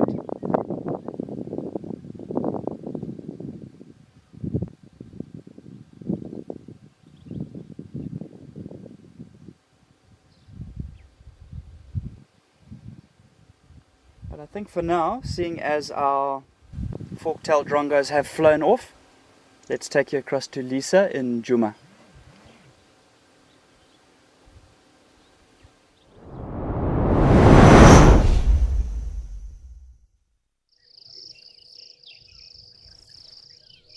Thank you, Nick. Yes, it is still fairly windy here in Djuma. And with the help of one of our awesome zoomies, we are just checking the area, see if we can spot anything around. Dewey is still in the waterhole. But in terms of actual mammal activity, it is not too busy. We are literally just scouting everywhere, perhaps for some dragonflies or butterflies, or really anything. Ooh, there's one. I am not too familiar with which dragonfly that is. I will definitely do some research. If you know which species this is, please let me know. I too would love to learn. We actually had a damsel and dragonfly expedition at my previous lodge, and it literally was one of the best days. I was literally just like a naughty child walking through water holes. I think I played more than I actually worked that day, but it was a scientist that came to actually collect some data and, you know, sort of count the dragonflies and the species that we had in that area. But that really, this really makes me miss that day.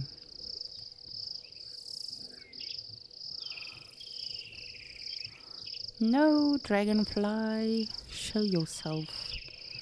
How incredible is technology, hey? This thing is tiny, and of course we are able to pick up on it. And again, this is one of the most incredible things for myself, specifically about winter, about summer. There's so many things around. Dragonflies, butterflies, smaller insects, the locusts, the spiders. I'm sure many of you have been following Lauren specifically on safaris as well. Of course, she's got an eye for the smaller things, and it really is so fascinating just to watch all of these things. And I think it's a Valentine's dragonfly. It's wearing red, as am I today. We color coded today. But if you know which dragonfly this is, let me know. That is definitely something I should also be focusing a little bit more on.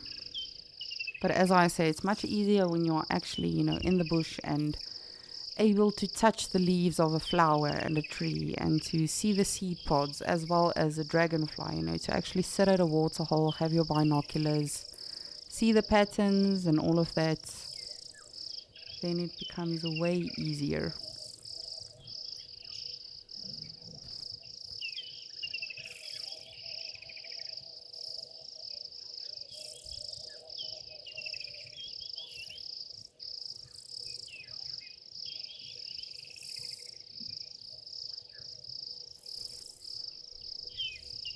Nope, there he goes. Perhaps he'll come back.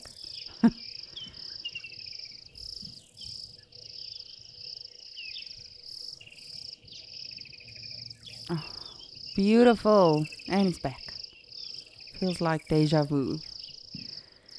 Anyway, I'm going to send you to Ben in Madikwe so we can say hello to himself, an eagle.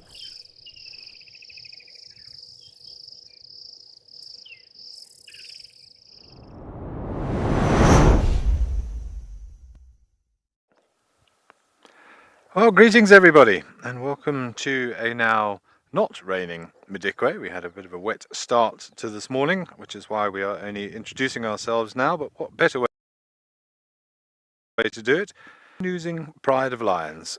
Not the greatest visual in the world. You can see some ears twitching and some bellies there, but that is that same pride that we've been seeing a lot of recently with the two adult females and the young male and the young female. And they are snoozing the day away in the shade of that little umbrella thorn by the looks of it. But my name is Ben, and on camera with me I have Igor, as I always do. And so we are coming to you live from Madikwe Game Reserve in the northwest province of South Africa. And a rainy start to the day, but it's still pretty heavy cloud cover, but nice and humid now. And we're crossing fingers that we will be able to bring you some amazing sightings during Escape to Nature. And of course, a happy Valentine's Day to one and all. Hopefully you can see my little rose here, which I have to say we were gifted by Wild Earth as opposed to anybody else, but I'll take what I can get. Igor also got one as well, so it's diluted the thought perhaps.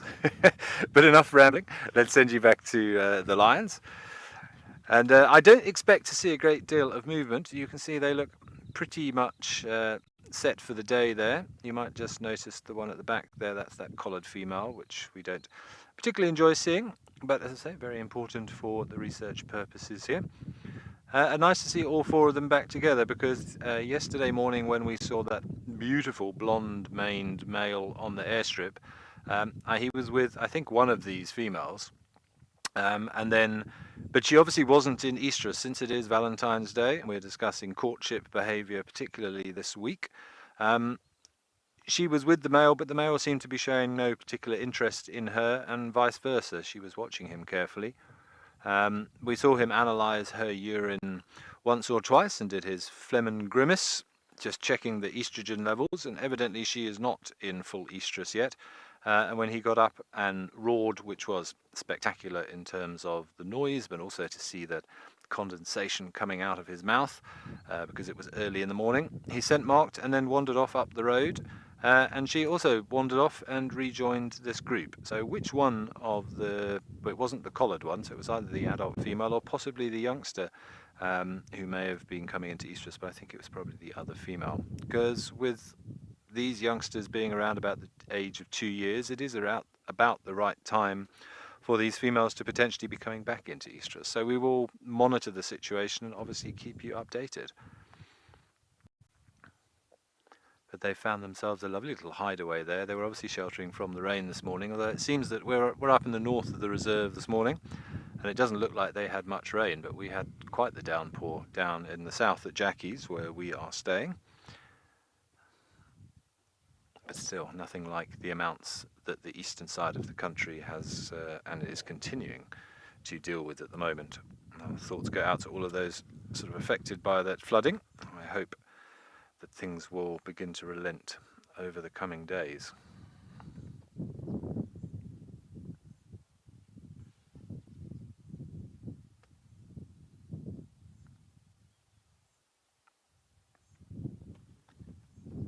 Difficult to see whether they've fed or not, because we haven't seen much movement. Difficult to see how swollen the belly is, but you can see the one closest to us is panting quite heavily, and it is not brutally hot. It's humid, but not hot. So she's not fully asleep yet, otherwise we would see a much more gentle and undulating motion of that rib cage. But if she has got food in there, she may be panting a little bit more heavily in order to assist with digestion. All right, but very honoured to say good morning to everybody. Let's send you back across to Lisa, who is at the Djuma Dam Cam still.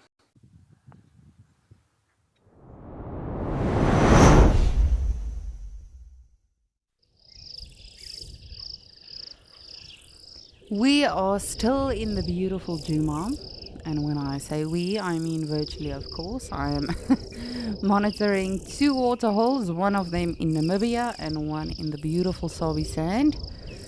And here in the Sabi Sand, we've got the amazing zoomies helping us out on the dam cams. But right now, I'm just trying to see if we can find that dragonfly again, because I personally am not too... It's probably going to be very simple. But I'm not sure what that dragonfly was, that very red one. But as you can see over here, right now, we are looking at a foam nest tree frog nest. And this has got to be one of my favorite things in the summer as well. I've only seen copulation once.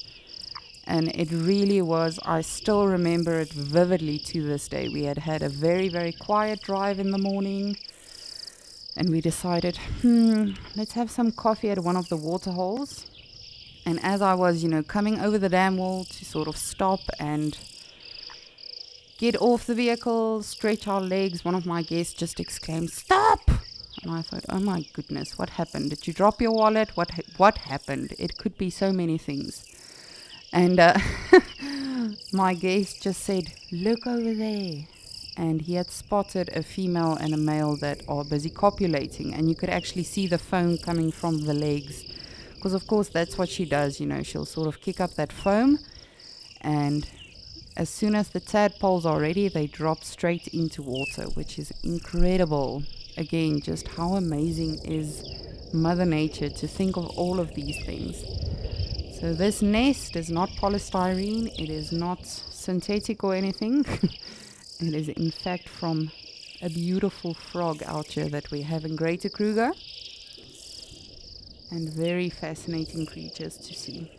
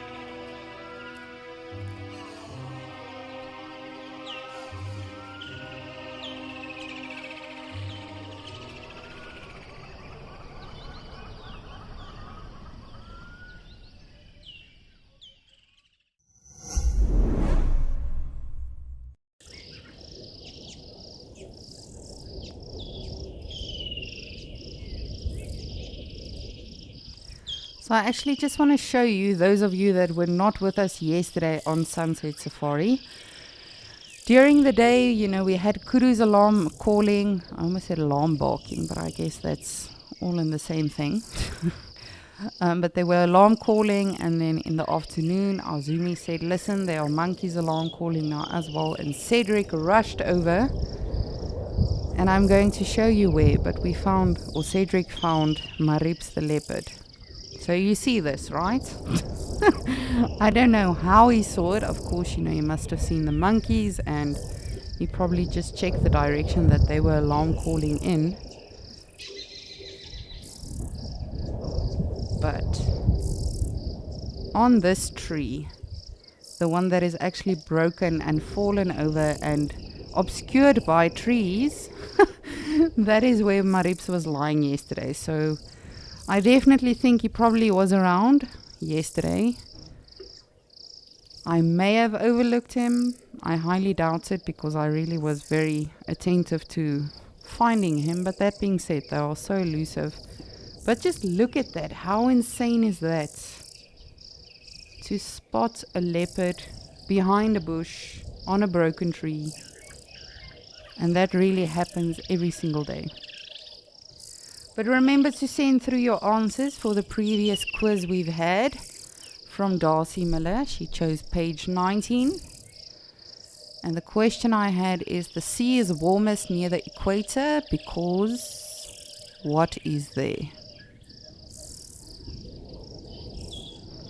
And if you have just joined us and you are wondering what are you talking about, Michelle requested a quiz.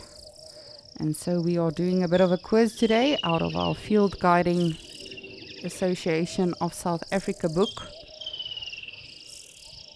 And definitely seeing what we can learn again, and for myself what I can refresh myself on again.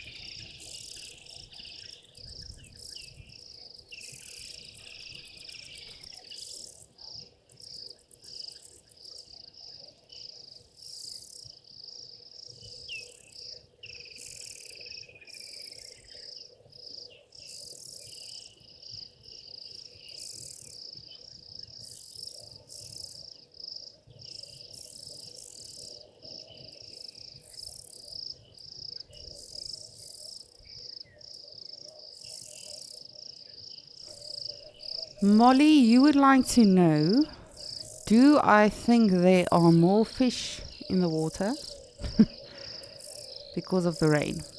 Definitely, as I've been mentioning, you know, rain is incredible for so many things. For really, you know, the vegetation to rejuvenate and just sprout again. For the soil, of course, to be, you know, energized as well, to be able to feed the vegetation. Flowers, butterflies, insects, a lot of animals giving birth, but then of course something as simple and straightforward as fish as well. Definitely not just because, you know, they reproduce in the water, but I'm sure you saw the other day with Lauren, a lot of the catfish were also moving at this actual dam just after we had that very, very, very much consecutive rain. A lot of the catfish were actually swimming upstream and sort of moving from area to area. And catfish in general are very, very fascinating animals. A lot of people say they are able to walk on land. That's not necessarily the case, that, you know, they can really walk. But they are also referred to as barbels, but they are very resilient fish. They can survive in much drier areas. You'll actually find them in mud puddles as well. There was a very cool video last year, I think it was of Greater Kruger, of a hippo that is disguised in a mud puddle. It used to be a water hole, but of course, you know, in winter a lot of the areas do dry up.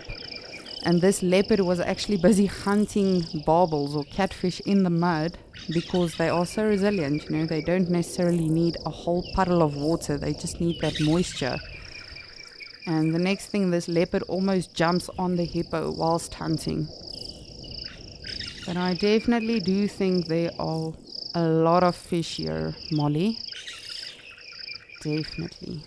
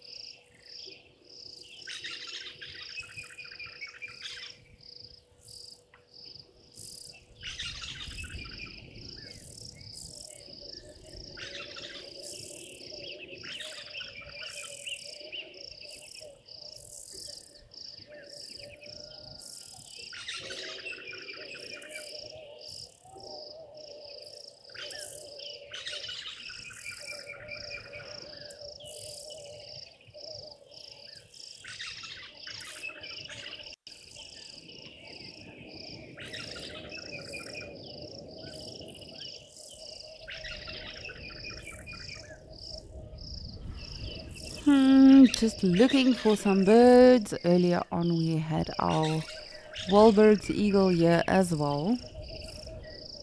Just want to have a look around. You never know what's lurking about, lying down, camouflaging or hiding from us.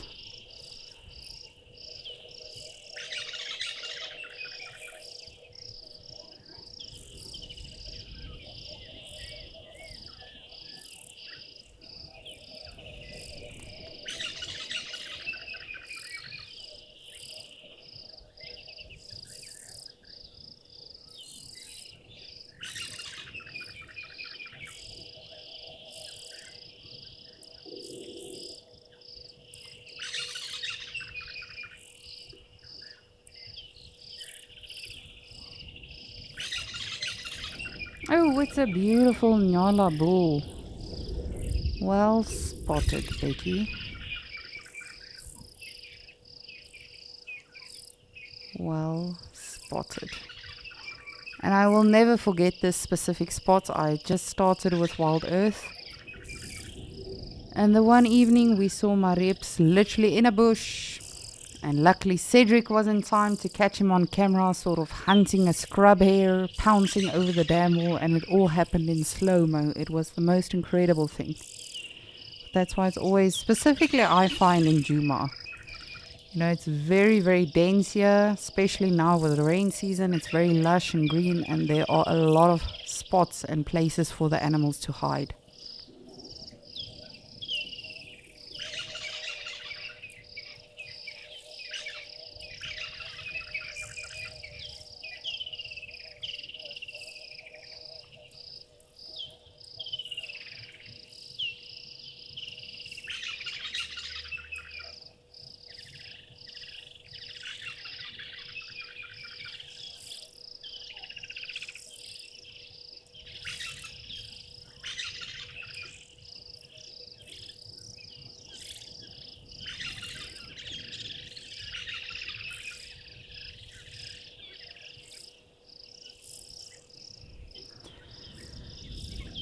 Michelle, you've got the answer to Darcy Miller's page question. So you are saying you think it's because the solar radiation is doubled at the equator. Yes. So if any of you also got that correct, well done. So Darcy Miller chose page 19, and page 19 in the Field Guide Association of South Africa book is about weather and the currents and all of that. And the question I had was, the sea is warmest near the equator because solar heating is strongest there. So in contrast, solar radiation or heating at the poles is reduced, which, you know, of course results in cold polar sea temperatures. But over here, Of course, you know, the sea is warmest near the equator because solar heating is the strongest here. So well done on that one. That was a bit of a tricky one. I apologize if I did not word it correctly. But please do send me a number between 1 and 227. Then I can look it up in my field guide, which is what we have to study when we actually become qualified. And then I'll see if I can quiz you on one of those pages. So the last one was from Darcy Miller, which was page 19. But let me know which page you would like me to go to.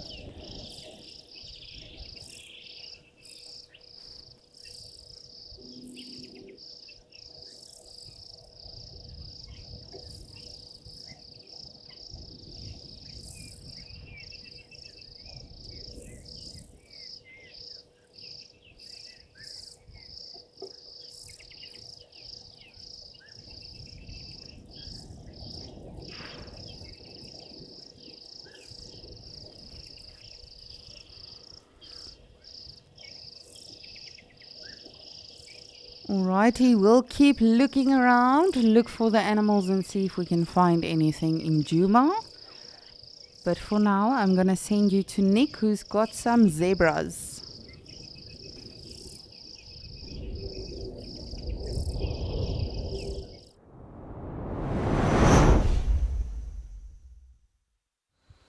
Okay, so I was moving along, heading towards one of the water holes, as it is quite hot, hoping that some of the animals might come down to drink, and I've had a pleasant surprise along the way. A nice little dazzle of zebra. This young one has just been resting quietly on the side of the road. You can see the others just behind it there on the right hand side. Little bit of a scratch. Maybe it even had a little bit of a midday snooze. Oh, turned around when it heard the word snooze. Little midweek snooze. But in terms of age, this youngster's more than likely around, I'd say maybe about a month and a half or so. Maybe approaching 2 months. Still got to fill out a lot. Obviously quite tall. Remember the legs of of zebra foals are quite long. Don't know why I said giraffe. Haven't seen any giraffe tracks around here. No giraffes themselves. I don't know where that came up out of.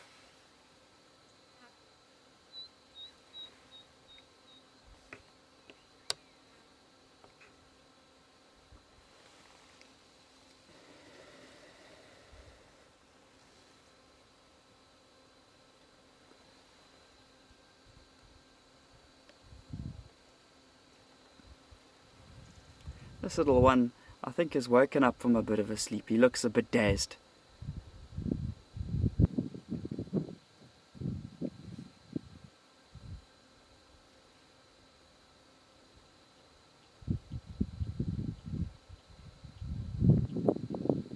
So you can see the adults at the back doing a little bit of feeding there.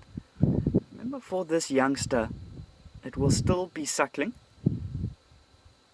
So one of those females at the back more than likely is going to be mom. And it's a little bit lucky in terms of it can take it easy. Doesn't have to actively feed as much as the adults do. It can go for a little bit of a drink a bit later. You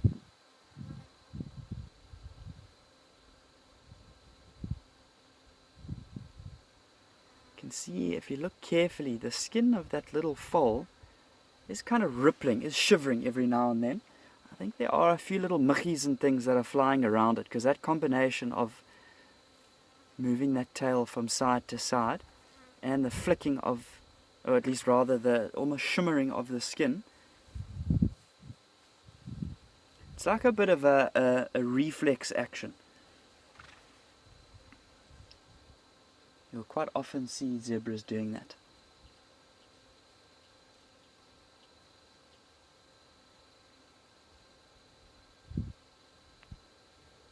Standing watch over his dazzle. This little one.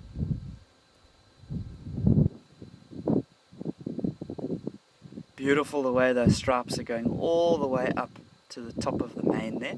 And he's in good condition. Look at his mane. It's nice and straight, it's strong, it's standing up tall. Remember, for your zebras, if the mane is kind of flopping over a bit to the side, that's not going to be the healthiest zebra in the world. So you need to have a good look at that mane. Yeah, doing a little bit of feeding, keeping the road in good condition for us.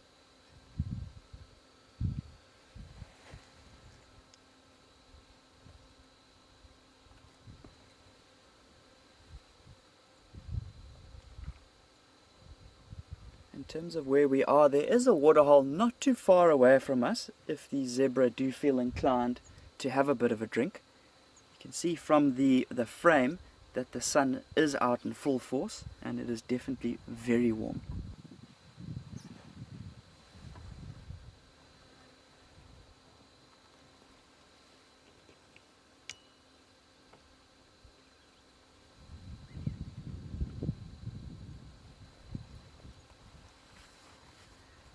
I think after all of the rain that we've had over the past few days, they can definitely have a sand bath and things like that on the road because it is dry. Narina, 100%, I agree with you. This little youngster is a little bit of a show-off. He's got some confidence, he's got some swag. He's not scared of us, he's putting his bum towards us. He's showing us how confident he is.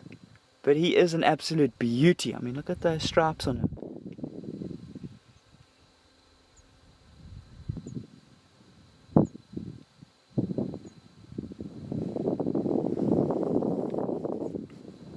So I have been on a little bit of a searching mission this morning, looking for the two dominant male lions.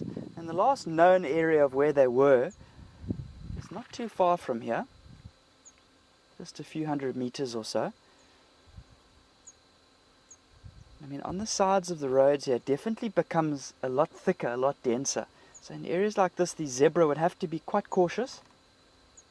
You know, they'd need to be very alert. Even though this little youngster's got its head down feeding like that, it would still be listening carefully. You know, the last thing they want is to be ambushed in thickets like this. In terms of our location of exactly where we are, we've now come quite far north of Scotia Dam. You know, a lot of us are quite familiar with that clearing, so just to try and help you to orientate ourselves with where we are. And they kind of, like I said, are in and amongst a bit of a thicket at the moment. That waterhole that I was talking about, that is not too far away, that is in more of an open area at the top of a ridge line. So there are open clearings and things like that if they so decide to head in that area, which would be quite beneficial in terms of in the evenings going for a little bit of a sleep and things like that, to sleep in the open areas compared to the thickets.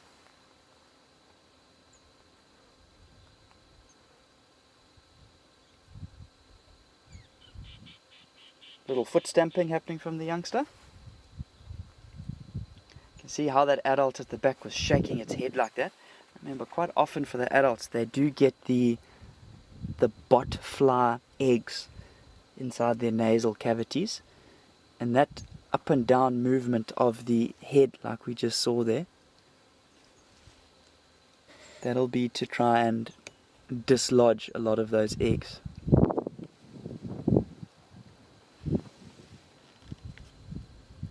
Nice little bit of bonding between those two there.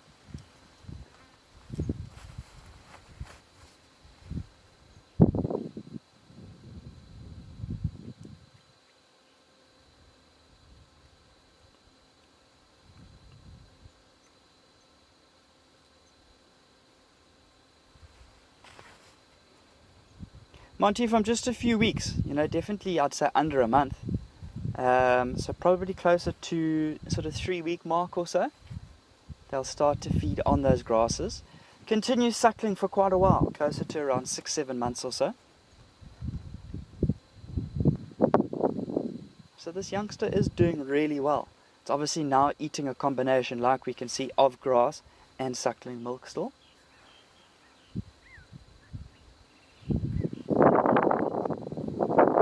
Obviously a combination of those two, the leans itself towards that youngster, starting to put a lot of size on quickly. You know, you look at your things like your cats, your little lions and leopards and things like that. When they start to eat solid foods, eat meat and still drink milk, obviously, they start to put on a lot of size very quickly. It takes longer for those cat species to start moving onto solids than what it would take for a zebra to move onto the grass, of the solids of grass. But for when the cats do that, they do start to really lay down some muscle. And you can see in the back of the frame, we do have a bit of a breeze moving around. You can see some of the shrubs moving from side to side.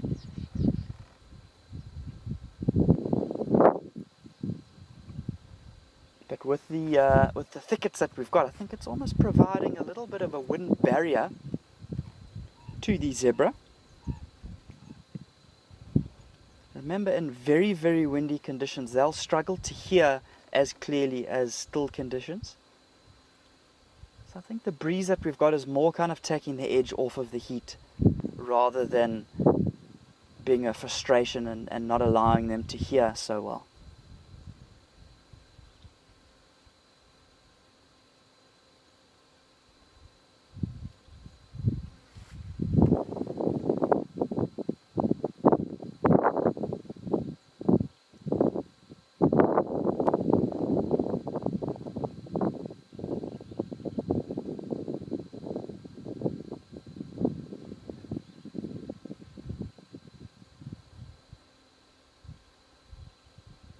And this is more than likely going to be a different dazzle of zebra from the ones that we've seen by Scotia Dam. Remember, we said we are quite far north, significantly far north from that area. So we do generally spend a bit of time around there because it is so open and it's so good photographically. But nice to come and explore different areas. Say as the crow flies from Scotia Dam to here, as the crow flies, we must be about 5 k's or so, somewhere around there. So a really good distance.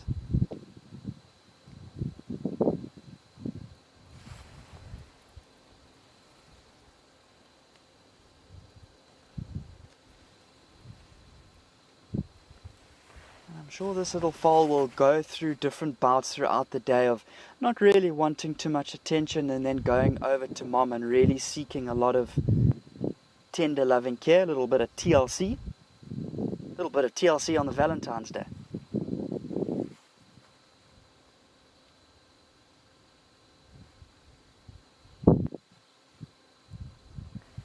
But it's amazing how different animals sort of behave in terms of the heat. You know, obviously there is an element of bonding.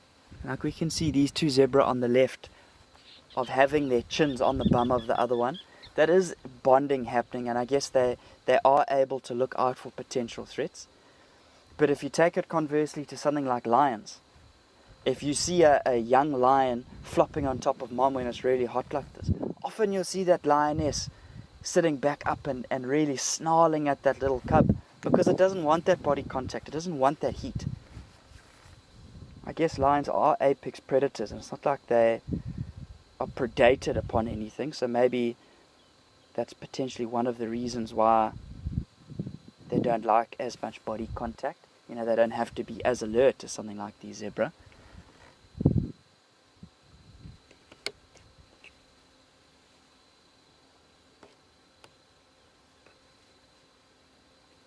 Looks like everybody may even start heading down the road. Follow the leader.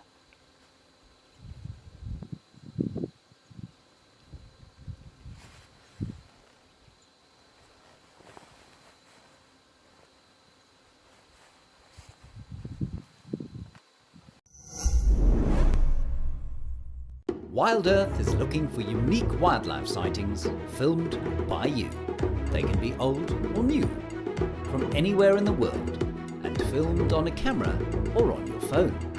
In return, we will give you cash, an opportunity to win a prize, and a chance to see your clip on TV with your name in the credits. It's easy.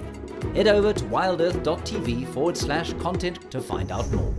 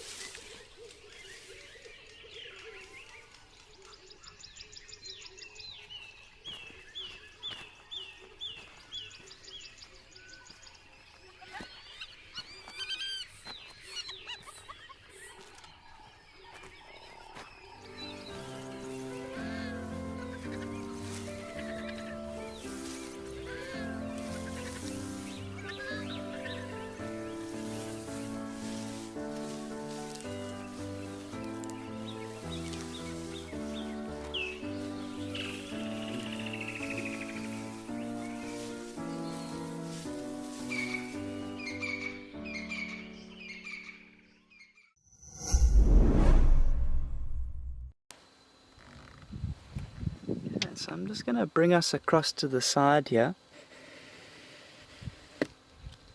There are some serious thorns that I'd like to show everybody.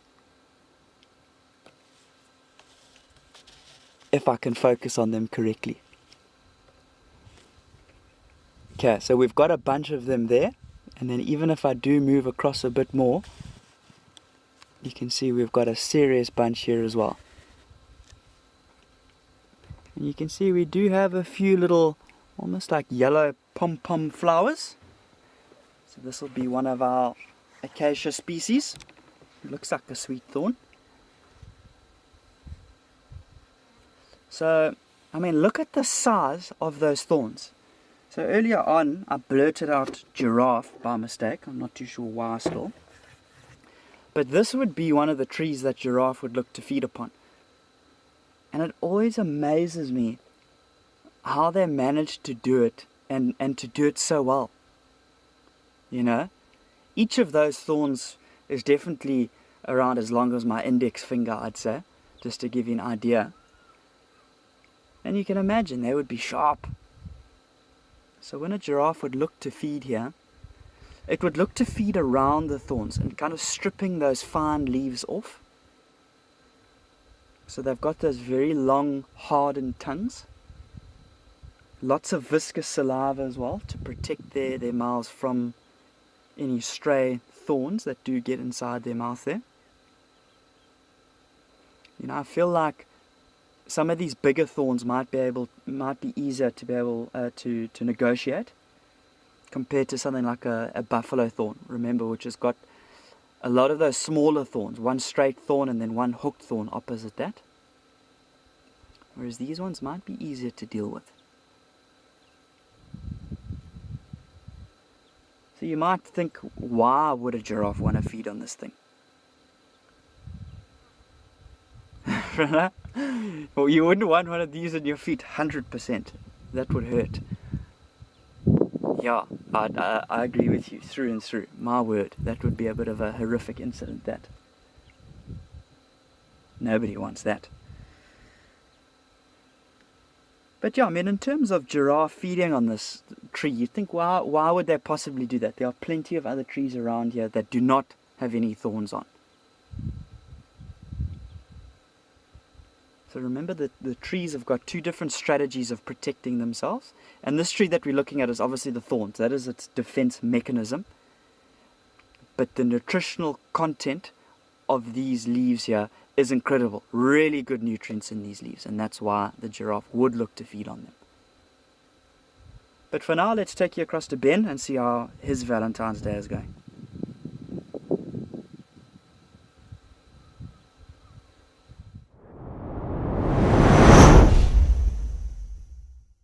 Great. Well, we have found you something quite interesting. We were just driving up the road, and in what looks like one of the Rhizobium species, I'm not sure exactly which one, we've found a little congregation of locusts all sitting up here.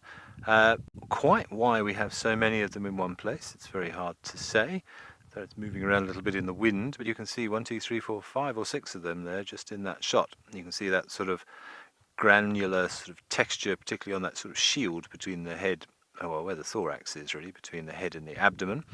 Now, to give you the specific name of this species is quite difficult, so we're just going to sort of lump it into what are known as the stink locust. So I believe this one is called a green stink locust, but it's hard to say for sure because I'm sure there are many different sort of colloquial names for them. And a lot of people always ask what's the difference between a locust and a grasshopper. Well, the answer is not much, really. It's more semantics. Generally speaking, grasshoppers are solitary and locusts come together and form big groups, but also locusts have phases that look like grasshoppers, so there does seem to be a little bit of confusion as to what they are. But generally speaking, locusts are the ones that we see in huge numbers during certain times of the year, but they're all in the order of orthopterans, so crickets, grasshoppers, locusts, cicadas, I think, and a few other things like katydids. They're all sort of in that group, with the long legs for jumping, basically. But very unusual to see so many of them together. So whether or not they are beginning to get ready for some sort of migration, perhaps stimulated by all the rain that we've been having, I'm not sure. But it'll be interesting. This is the first time we've seen a group like this. But we will certainly be looking out to see whether this is a common thing or just an isolated incident. But beautiful creatures. You can obviously see the antennae at the front, those big compound eyes, and of course those long jointed legs.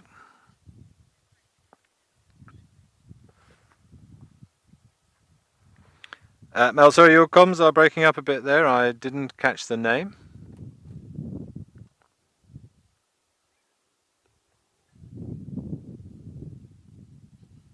Penny. Well, as I just said there, sort of locusts and grasshoppers, there isn't really a difference. You can go and have a look at this online, and pretty much the only way to really say the differences, other than the fact that they have different common names, is that as a generalized rule, grasshoppers are solitary and locusts are in groups. But you can't look at size, and I don't believe there is anything sort of specific physiologically that differs between the two of them. So it's one of those sort of mysteries, to be honest. The locusts are grasshoppers and grasshoppers are locusts if there are lots of them. Sorry, a bit of a gust of wind. You can see there's still some grey clouds in the background because we did have some rain this morning, so it's making getting some nice close shots of these locusts a little bit difficult for you, but you can probably see there's, I would think, close to 10 sort of congregated in this little tree here, which is a little unusual. Now, the most interesting thing is about these specific locusts, to say as they are in the stink locust family, is that when they are antagonized or in potential danger, they, like many insects, can do what is called reflex bleeding or auto-hemorrhaging, which pretty much means that if under threat, they can sort of perforate the membrane of their skin around some of the joints and release a foul-smelling, there's another one, it's a little bit lower down, so out of the wind, release a foul-smelling liquid, which will potentially dissuade any, whoop, he's going to get blown off his perch, hold on buddy, a foul-smelling liquid which will dissuade any potential predator. And we see that in a lot of insects, things like ladybirds, blister beetles, ground beetles, well known for doing that, even millipedes, obviously not insects, but they still do the same thing. You may have, if you ever handled a millipede, you may have ended up with that sort of yellowy brown substance on your fingers, and it has a very noxious scent to it. But what these ones can actually do is cause like a foam. So not only do they release a liquid, but they can sort of foam it up. So it looks a little bit like, well, whipped up egg whites, I suppose. And the reason they do that, they've got special glands that they'll mix it with oxygen, and that increases the surface area of that fluid and therefore gives off a far more pungent smell. And should anything get that in its mouth, it's very likely to spit it out again. So reflex bleeding or auto-hemorrhaging is the name for that. And great big beady eyes looking at us from in there. And these species are thought to be able to actually squirt that substance as well, not just produce it, but actually put it under pressure and squirt it at an enemy. Riley, they do look a bit angry, but if my home was being blown around like this, I probably also wouldn't be particularly overjoyed by the situation either, if I'm honest. Let's have a look at this one. Yeah, I think that, oh, where is he? If he stays still, that's an unimpressed face. I think we'll leave it at that. They do look a bit miffed. But very beautiful markings, and when they fly, they actually have sort of purple and yellow wings. And that's another way to distract from predators. You may have come across this yourself if you've ever been walking through the bushes in anywhere where you find orthopterans, and you disturb one and they pop out of the grass and they make a kind of a clicking noise when they fly, and you see a bright colour on their wings, and you're obviously distracted by that, and you see it and you go, ooh, that's pretty. Or if you're a predator, you go, ooh, yes please, I'll have some of that. And then most of them are quite cryptically coloured, and they land back in the green grass, hide those wings again, and then the predator is left wondering, well, where is that nice pretty pink or yellow thing that I just saw that looks so appetizing? So it's a way to distract the predator and then go back to hiding, and we call that flash coloration, and we see that quite often in a lot of insects as well. But yeah, permanent frowns, but they can cause a lot of damage, as we know, so they do eat a lot of crops and things, but they're also eaten by people as well.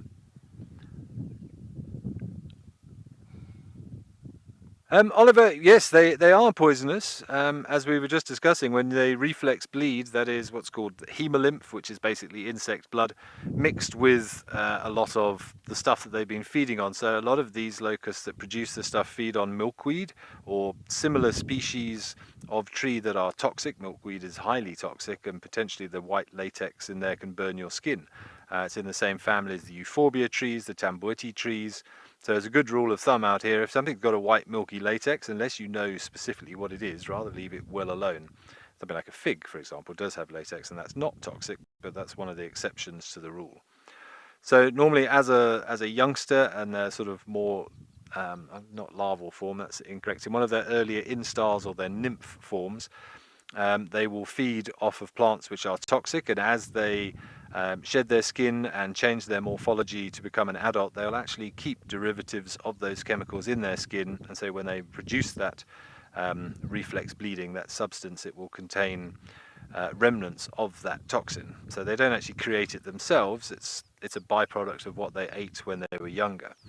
That being said, grasshoppers, not all grasshoppers are poisonous. I wouldn't recommend you eat this one particularly, but in many African countries it is quite normal. If you go to a traditional market, you'll find dried grasshoppers there, or deep fried grasshoppers, and they're eaten quite readily amongst the local communities.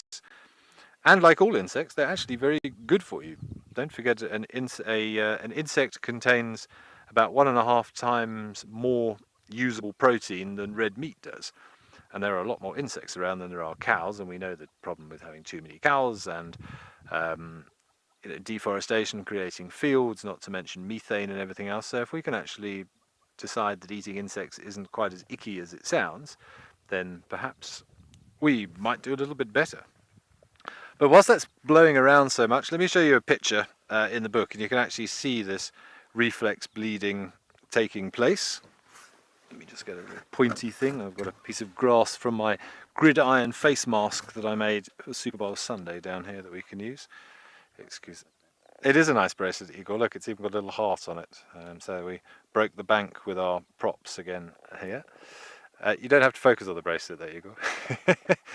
Okay, so here, this is the locust that we're actually looking at. So in this book, they call it a green stink locust, but this is an example of that reflex bleeding where it all bubbles up. So this is that fluid, so the hemolymph, insect blood, which lacks hemoglobin, which is what is in our blood to give it that red color because of the oxygen. Insect blood is normally a sort of a greeny blue color. So this is hemolymph mixed with those toxins that it absorbed when it was younger. And down here at the bottom you can see another example of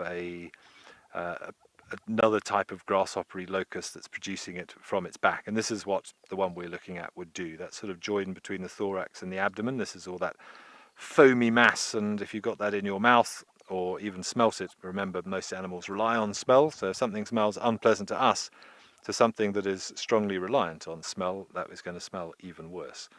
So a very effective defense mechanism against predators. And also look at the colors of this one, black and red, aposematic coloration, suggesting I am toxic, I am noxious, don't eat me, or I have a sting. Take a bee, for example.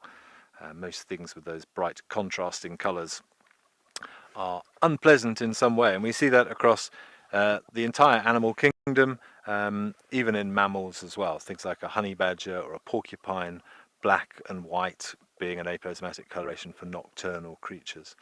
Jana, I'm glad you're enjoying the smaller things. They are so important and, dare I say it, far more interesting than some of the big things that we see an awful lot, just because of you're packing in an entire ability to live and all those adaptations into something potentially, millimeters wide, or in this case a couple of inches long.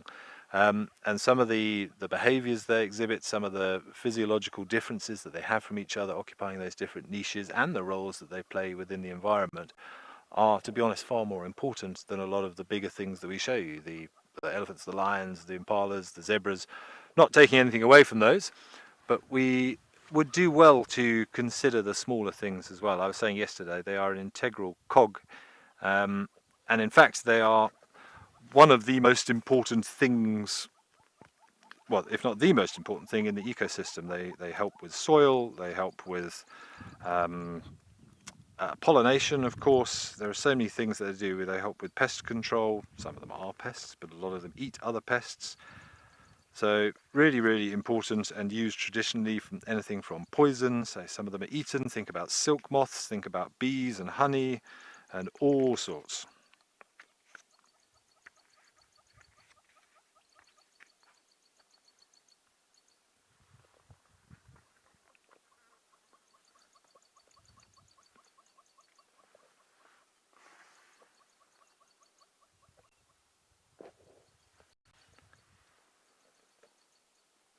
Okay, so a very interesting and different sighting here.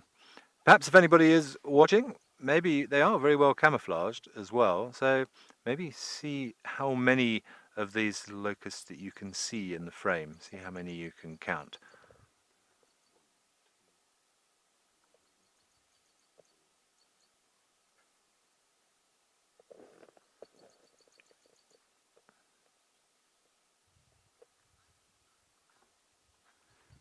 Mel's going with 5. I'm going to defer to Igor because he's got the best view out of all of us here. Helps. Oh, it helps when they all start moving.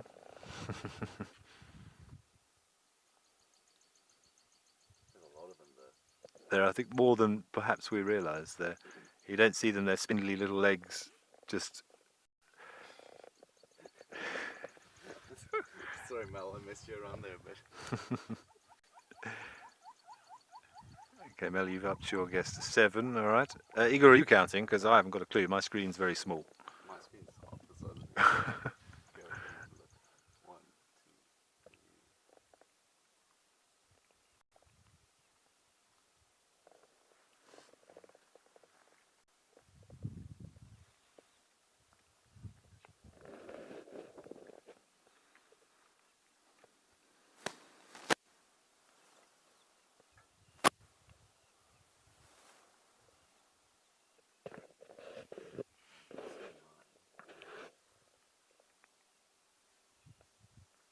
Lisa's going with 7, so 7 seems to be the lucky number.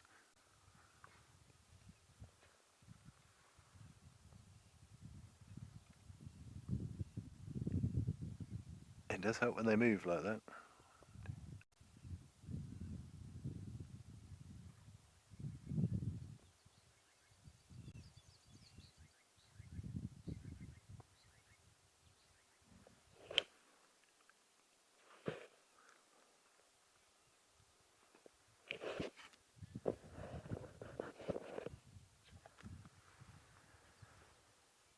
Ah, just a mess of legs. I keep thinking I think I got to about 8. But it's difficult because when they all move, you suddenly see other legs and trying to figure out whose legs is whose, and then you lose count again. And it doesn't help when it shakes around like that in the wind.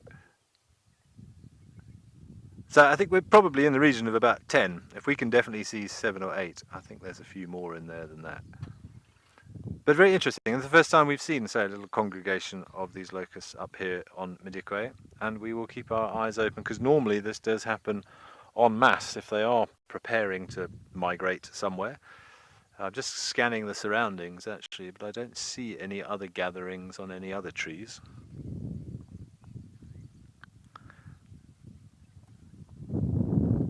Well, Nick says 9. Well, I think that's probably closer to the truth.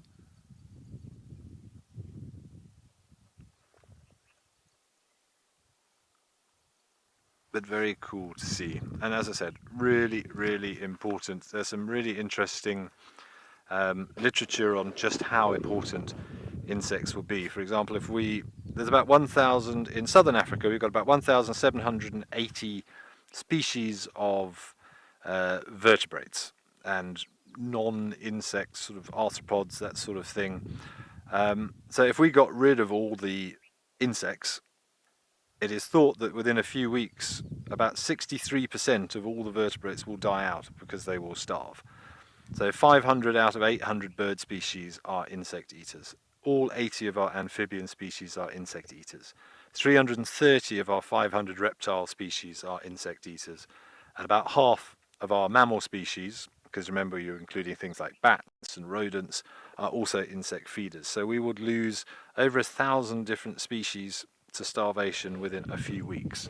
And that's just the tip of the iceberg, and then you've got everything else that relies on those animals, and so ultimately things like plants, as I said, for pollination. And then if we didn't have termites and earthworms and everything circulating the soil and things dying and being put back into the soil, ultimately everything would erode away and we'd all die.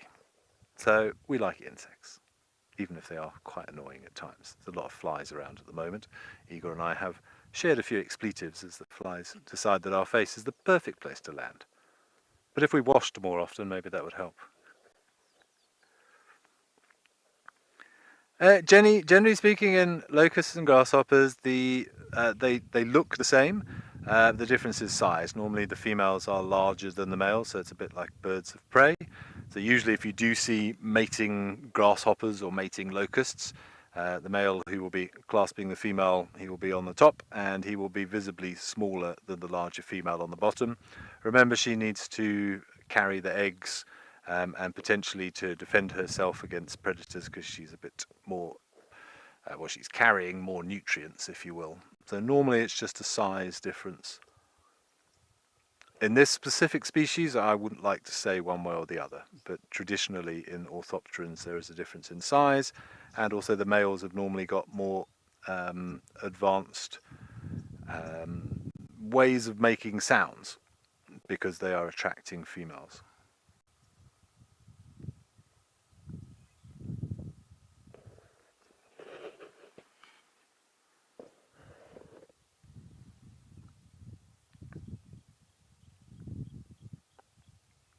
They don't seem to be in a hurry to do anything. I wonder if they were stimulated to climb up there by the rains. But they're not congregating together, they're not fighting, I don't see any mating happening. So I have no clue, maybe it's just a nice view from up there. They're enjoying that rather dramatic skyline that you can see behind. We've got little patches of blue and then some deep greys and blacks as well.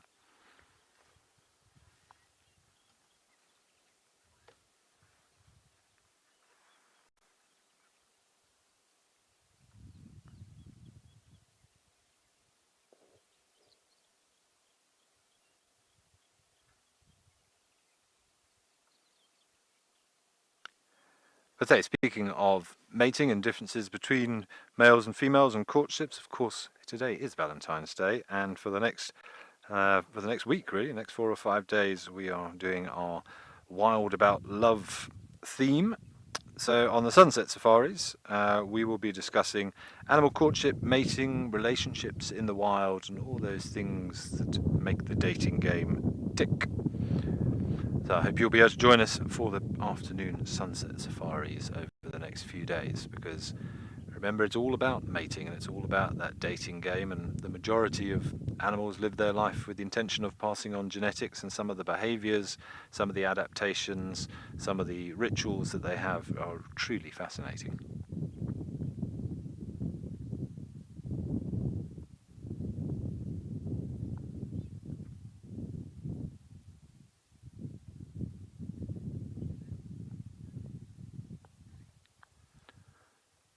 Okay, we're going to carry on, see what else we can find up here in Midikwe. Let's send you back over to Lisa, who is scanning the waterhole at Ukokoyo in Namibia.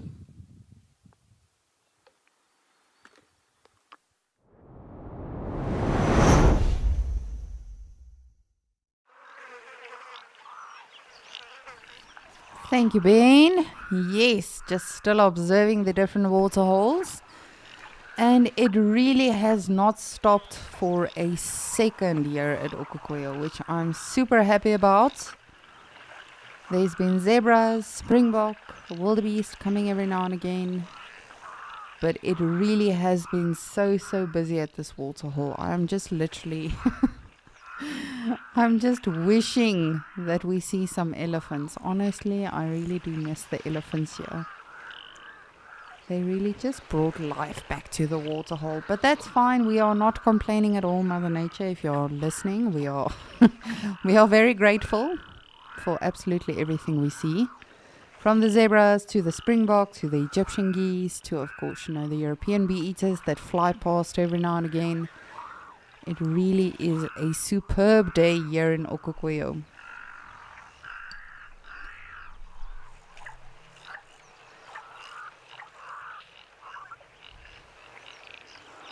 But remember to send me your page numbers so I can look it up in my field guide and see what we can quiz on today. And really, it's just because I couldn't make up my mind today. Lenny, you're asking for page 77. Ach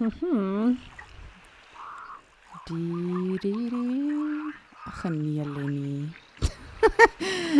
So it's the biomes again. This is a very interesting one. Oh yes, let's do that one.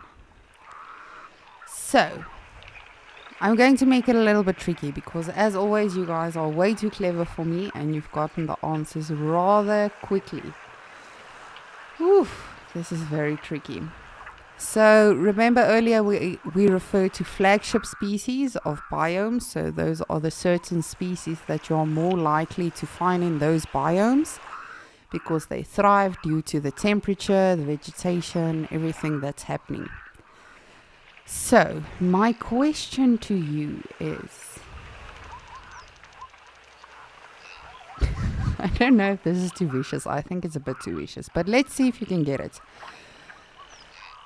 What is one flagship species of the amphibians for the succulent Karoo biome? There are, of course, quite a few, but if you can let me know at least just what's one of them. And again, if that's too tricky, we can change the question. But on page 77 that Lenny chose, we are discussing the succulent Karoo biome. So what is the flagship species, or just at least one of the flagship species of amphibians for the succulent Karoo biome? That is a rather tricky one. Hopefully you can get it. I think we need to go higher now because you guys are choosing all of the all of the complicate pages. Well, I say that, but that's probably something that you find a bit more simple, and I find other things more simple. We all have our various interests.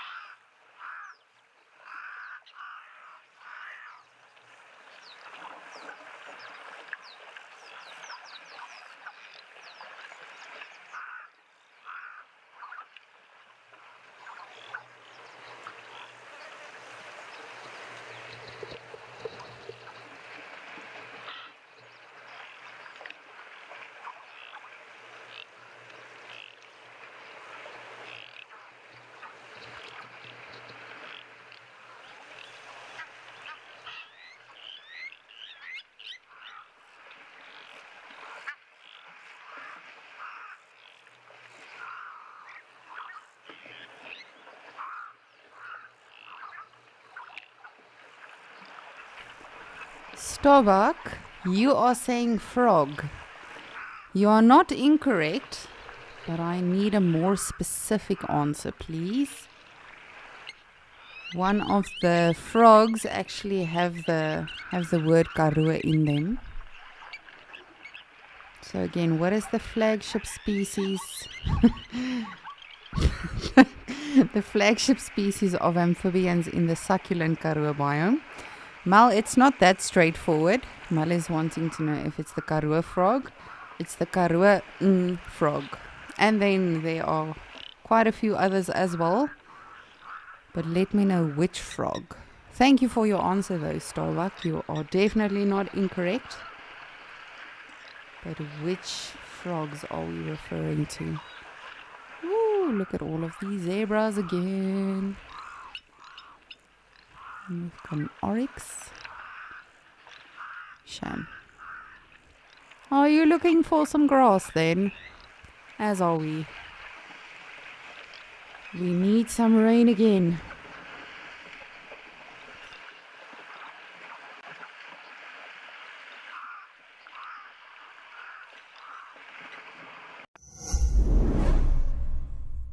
Did you know that explorers are watching ad-free right now? Right this very minute, they are listening to the soothing sounds of nature and seeing uninterrupted content.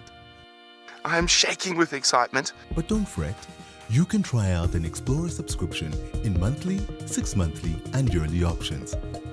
Experience nature naturally, totally ad-free. Wild Earth Explorers, it's in your nature.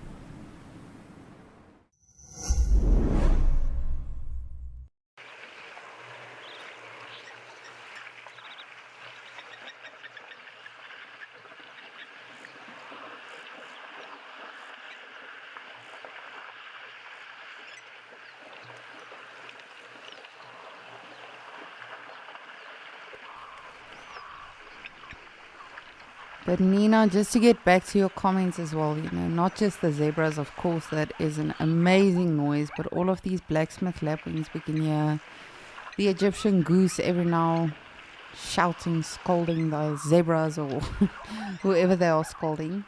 And even the crows. I didn't realize how much I miss the crows. It's a very eerie sound, that and it's something I didn't realize I would miss. And after the quiet few weeks we've had, I really have missed it. So, oh, hello. Feeling neglected, are we?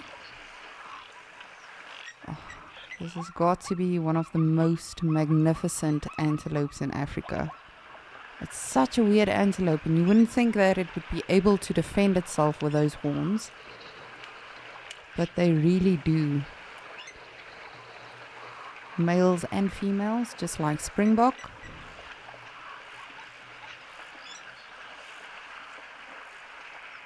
Ooh, we've got an answer. Darcy Miller and Baobab Girl, you are saying one of the flagship species for the amphibians for succulent Karoo is a desert rain frog. Indeed, you are correct. There is another one, so if you would like to send through another one. And again, there could be more, but these are your most common ones. That they like the ambassadors of those types of biomes that you'll find. So let me know. Otherwise, we can move on to the next page and see what else we can quiz one another on. And again, if you have a quiz for me, let me know. I am not the quiz master. You guys are definitely welcome to send through any questions you have or any quizzes that you have as well.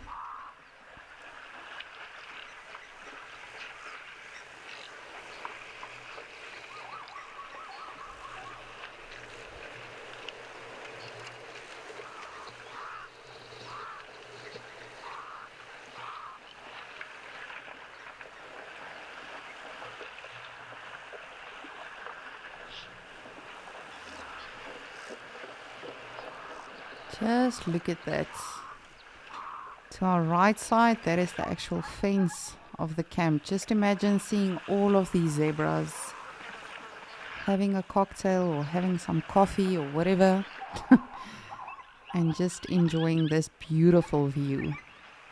However, it is reaching about 38 degrees Celsius today here in Okokoyo, so I think it's a little bit hot. The visitors are probably just in their rooms, cooling off. I would most definitely be sitting out here watching all of these animals.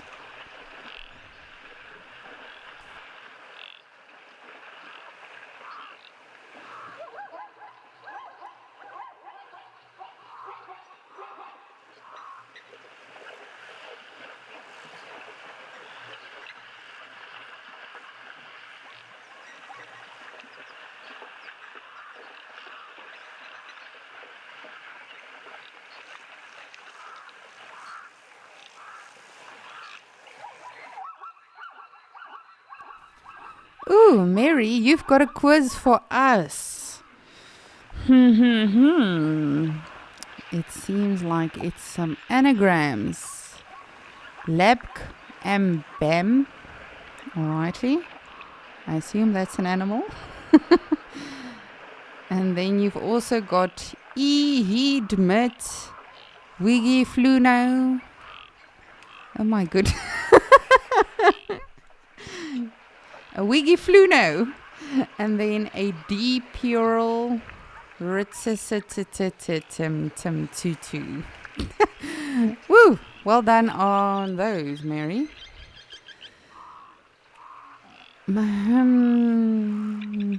Yes, I was just about to say, Max. The first one is fairly easy. Black Mamba. Yes, Max. Come on, man. Max are getting these like just as it's on the tip of my tongue. Helmeted guinea fowls, the second one, and then... Max, do you want to come sit here? Mary, Max loved that. He was like on it. He got all of them. Ooh, that was a good one. So it was black mamba, helmeted guinea fowl, and leopard tortoise. Woo. All right, Max. You are the king of anagrams. You and I shall have a standoff one day. But keep them coming, and also keep your page numbers coming. Let me know what page are we going to next in the book of field guide knowledge.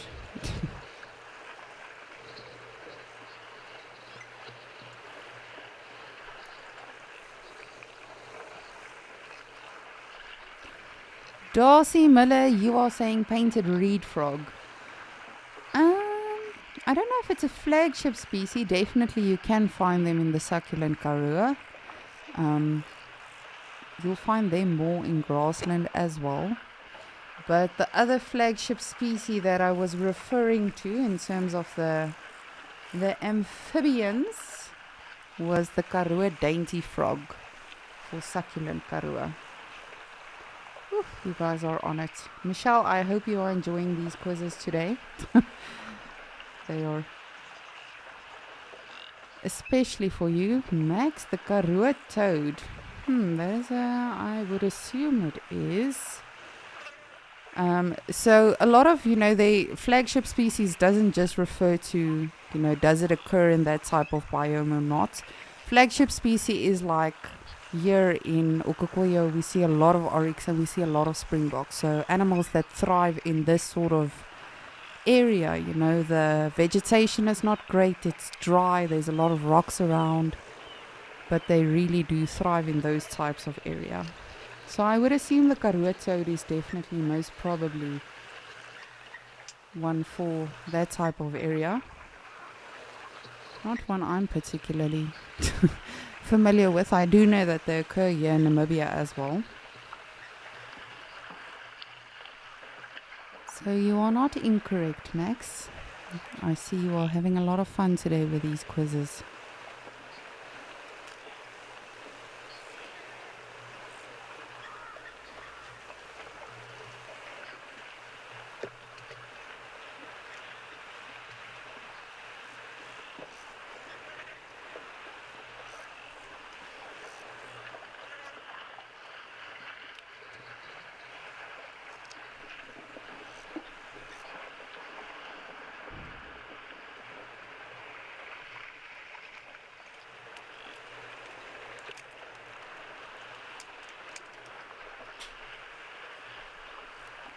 Darcy Miller, you've got another page.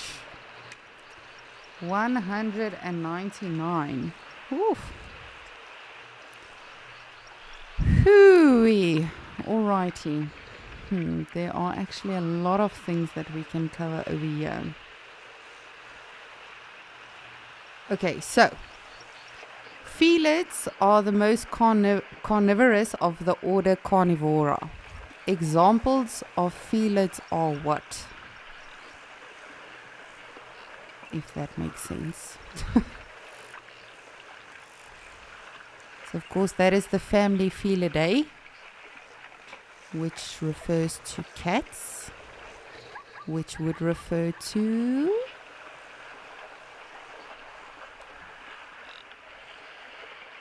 I think we can actually do quite a few questions on this page alone, Darcy Miller.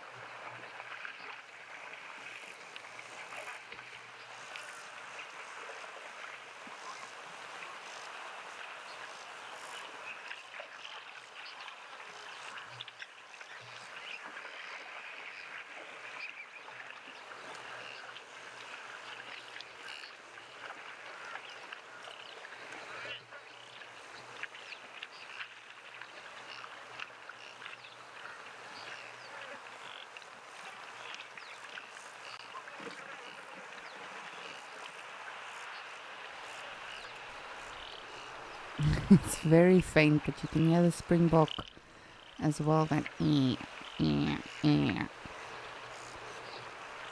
Initially, when you hear that, you'll think it's probably wildebeests or gnu's as we refer to them. But springbok also make that type of noise, and it's especially cute when the lambs are doing it.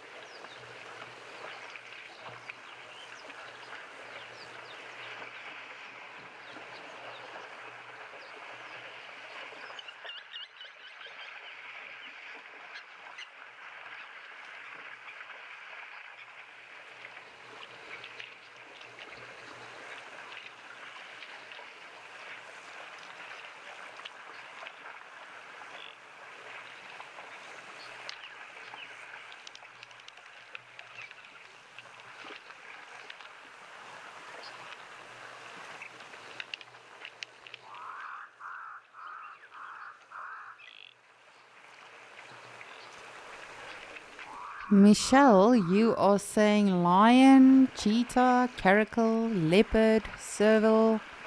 They are all examples of felids, which of course is the family Felidae. Very good, Michelle. As always, you've got it, since this is your quiz that you suggested. There are quite a few things we can discuss on this page alone, which I'm sure all of you will get quite quickly.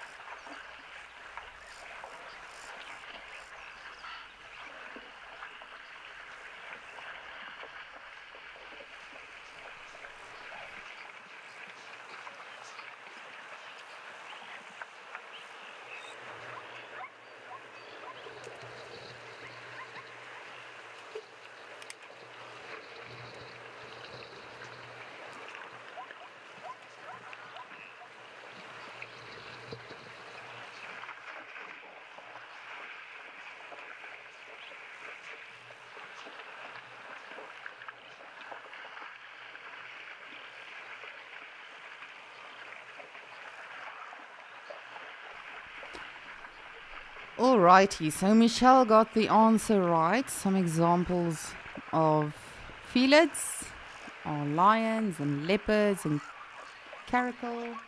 Ooh, and Lenny, you guys are on top of it. Alright, so the next question.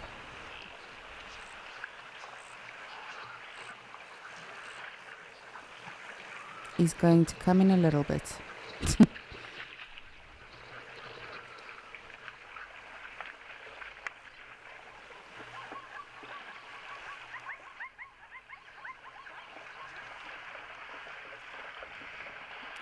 Ben, if you've got an elephant, I'm going to cry today. It's official.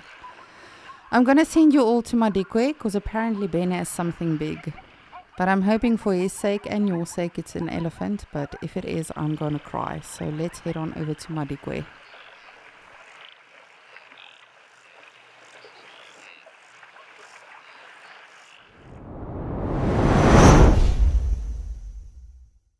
Lisa, luckily we don't have any elephants. We have an impala who has donned his elephant disguise today. So excuse me, I was just finishing off some peanuts, which possibly is what attracted these disguised impalas to this area.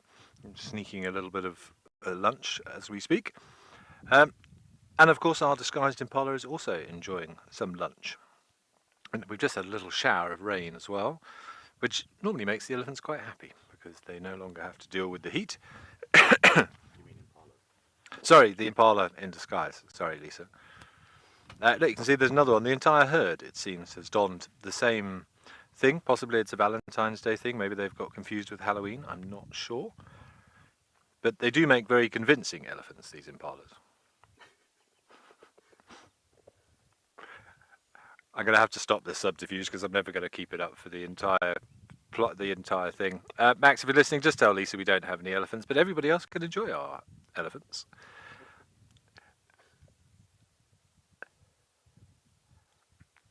You see that lovely rich red colour from these Kalahari sands. See the mud caked on his ears there, or her ears. Difficult to sex this one. I think it's probably a girl, looking at that quite angular forehead. Again, remember that the animals' colour, particularly these sort of pachyderms that lack all of the fur, not that elephants don't have hair, of course they have hair. There's a little one moving past on the other side. Their overall colour will be dictated by the soil type, because they do have a particular penchant for covering themselves in mud for sunscreen and dealing with ectoparasites and things.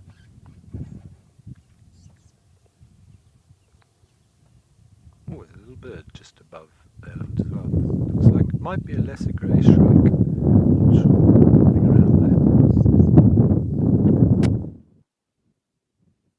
Looks like a lesser grey shrike.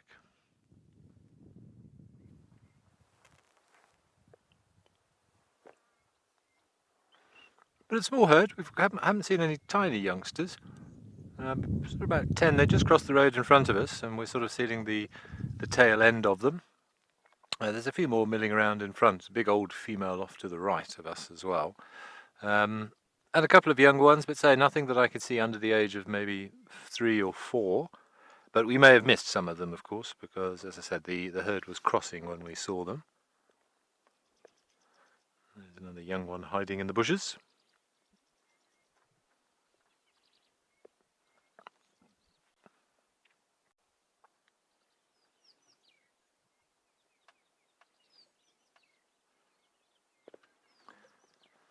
Of course, no big males here. It's just females with their associated offspring. There may be some young males, some teenage males somewhere in the background, but no big bull elephants here, which is normal for elephants.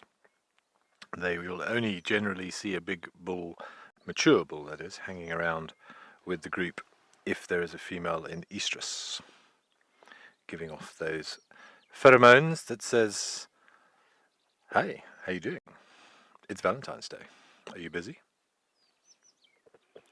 But here's one that I would imagine is the matriarch. Just looking at her, she looks like quite an old one, this one. You can see how her sort of very angular forehead, and you can see those depressions that I keep mentioning in the forehead, above the orbital socket there, and the sort of the temporal area. A good sign of age. And you can kind of see how her shoulders, her scapulas there are sort of showing a little bit as well. Age beginning to show a little. Sorry, lady. But in the Elephant Society, age, it means experience, and I'd say dominance, but respect, I think, is a far better word in elephant community.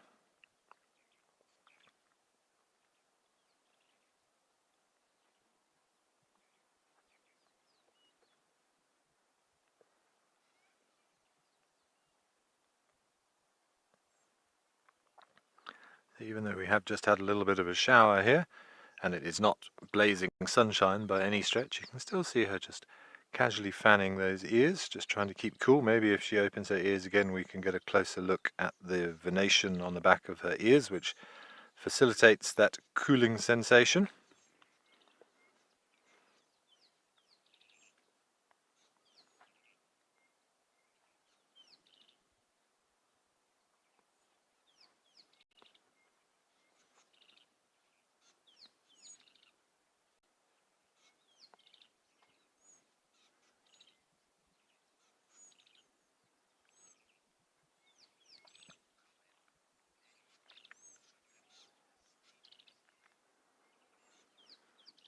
Yeah, Lenny, it does. As I was saying, the sort of overriding appearance of most of the things up here, so things like warthogs and elephants that don't have an obvious coloration on their fur, is red because of the type of sands. But I have seen some greyish elephants over here as well. It depends in what area of the reserve they seem to spend the most time, because we do have some quite calcium-rich soils here, which are generally whiter. We have what are called black cotton soils here, which are generally, as the name suggests, much sort of darker in colour, more blackish. But the majority of the reserve up here, because we are in, say, what we call the Kalahari Thornfelt up here, is this red sand that we associate with the Kalahari Desert.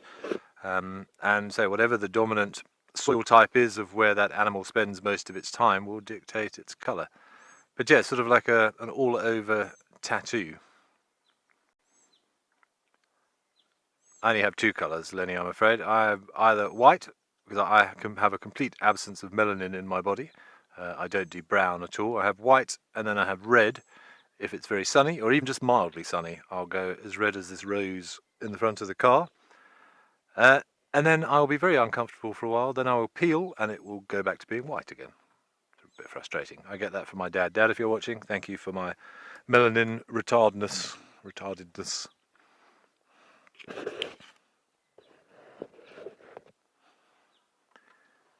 Another female there with a sub-adult, probably around about 6 or 7 years of age, I would think. But again, you can see her big angular forehead.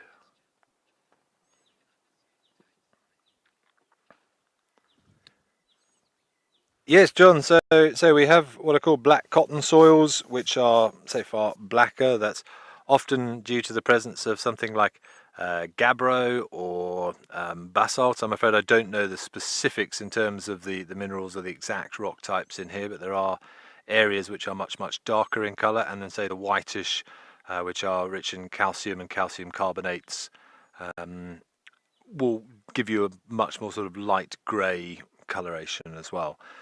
But everything is all about the rocks. The rocks give you the soil will dictate the type of vegetation you find in that area. And that will dictate the animals that you find there as well. But remember, elephants do roam. They are not territorial. They'll have a home range.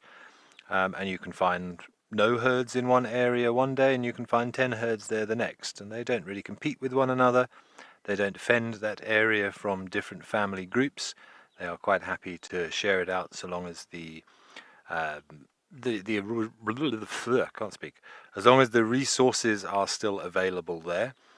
But you'll find that most non-territorial animals, say, will have a sort of a core home range. They'll stay in a certain area, which is home, but it's an open home for anybody else to come and visit. Obviously, we're spending most of our time since we've been up here on these red sandy areas because we've had a lot of soil. Those black cotton soils and those more calcium-rich soils do get very saturated, and they get chewed up when we drive them, and you're likely to get stuck, and more importantly, we should be more aware of the fact that we'll be doing a lot of environmental damage, creating big ruts which will lead to erosion, and it doesn't look very sightly, and roads will need to go and get fixed. So remember, sandy soil, you've seen sand on a beach, it's quite large grained. You can see the individual grains of sand, whereas those other soil types are more clay based, i.e. very small grains of sand. So water drains much better in the sandy soil, which means it doesn't hang around on the surface and get all stodgy and it's like a quagmire, and you gets caked all over your tyres when you drive through it. So in times of wet weather, we avoid certain roads, and there are quite a lot of areas where we have what we call the plains here.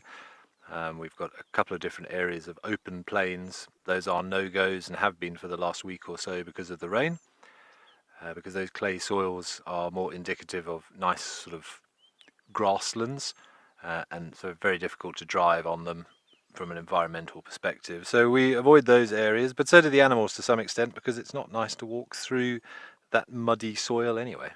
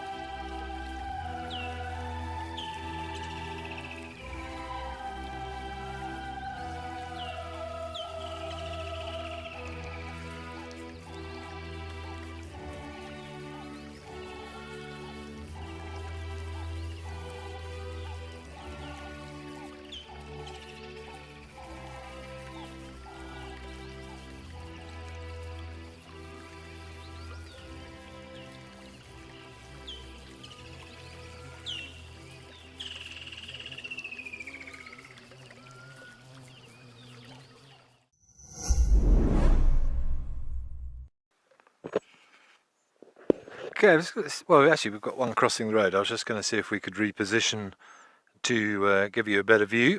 I see one of these big cows has come out and she's slowly crossing the road in front of us. They're doing everything very slowly today.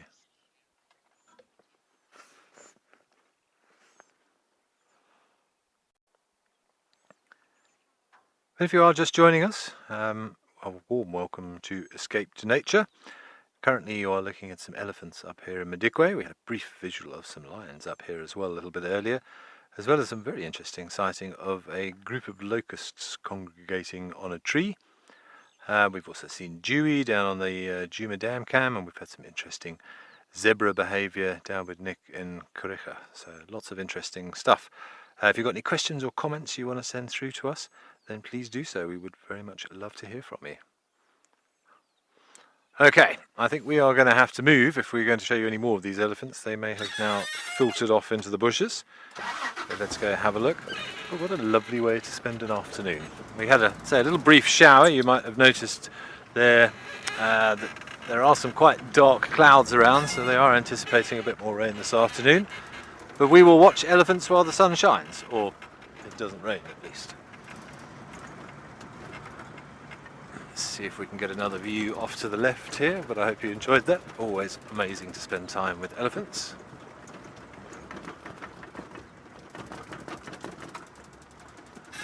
A little view of a youngster here, or a juvenile.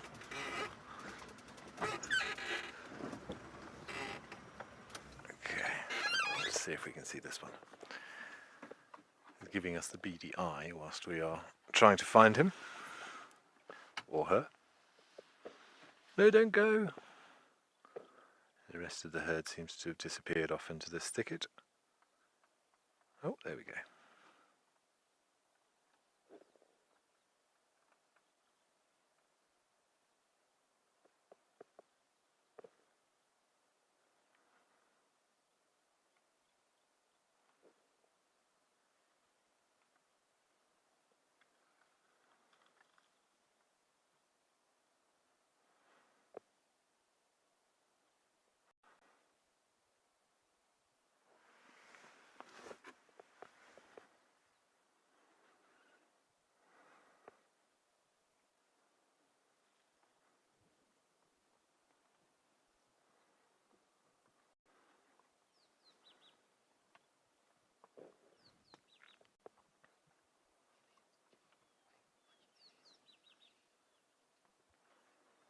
Joel, so could I, and I think so could many people.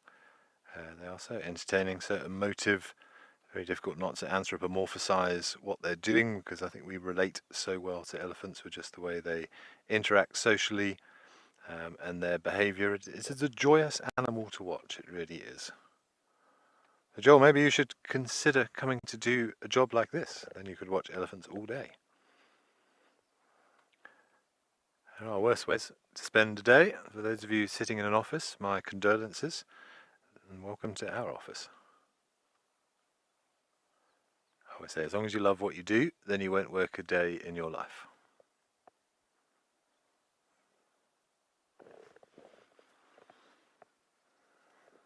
We might just have a view of one more in front of us, just a forehead, and that's about it, I think. So it might be time to move on, but what a nice surprise that was. Okay, we will see if what else we can find for you this afternoon. Let's send you back over to Nick in Kariega.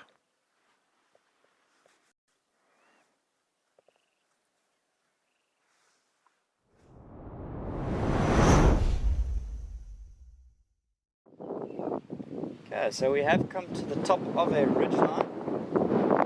We've got a lovely herd of blesbok here.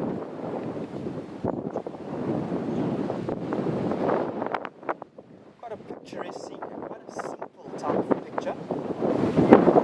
Not too much clutter or anything like that. And it's beautiful just to see the whole sort of subject separation of these blesbok. Obviously not quite silhouetted in terms of the lighting and things like that. But we've got ourselves a lovely low angle here.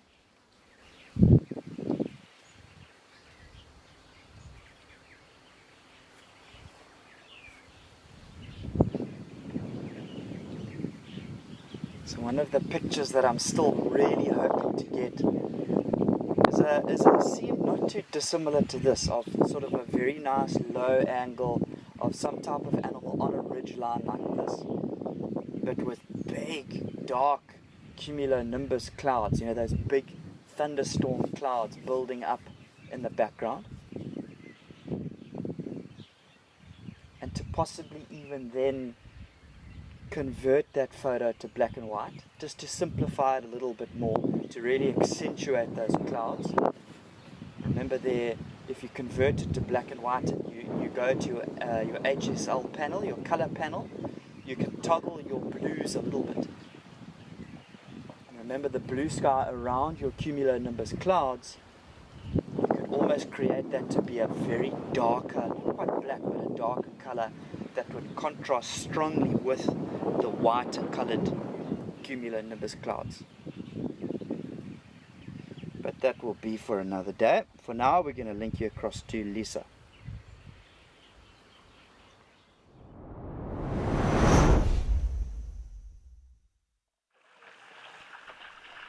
Thank you, Nick. Luckily, I have stopped crying about Ben's elephants. No, we really are having such an awesome day. And again, the movement has not stopped for a second here in Okukuyo. It is very hot today. It's probably one of the hottest days we've had in weeks. It's reaching about 38 degrees Celsius right now. So it's, you can imagine, if there was a nice water hole where you could dip your legs in, get a sip of water and just cool down for a little bit, you would definitely do that. So that is of course what the animals are doing. And I'm just still trying to see if we're gonna have some elephants that show up. I really would love that.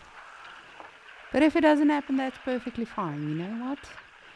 This is what it's all about. Not knowing what's going to happen, not knowing what we will see. But I think we shall do one last quiz. I think I'm going to make it a little bit trickier.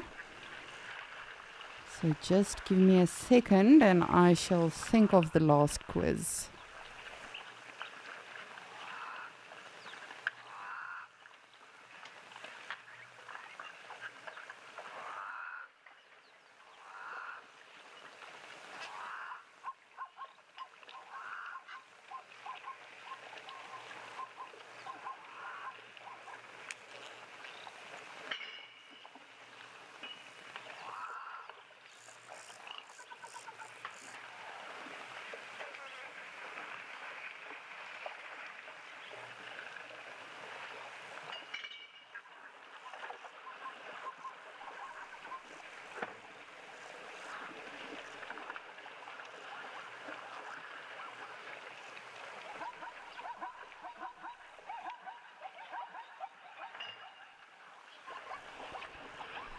Alrighty, while I'm scanning for the last question of the quiz, remember we have got an awesome thing where you can actually send any footage of wildlife to us.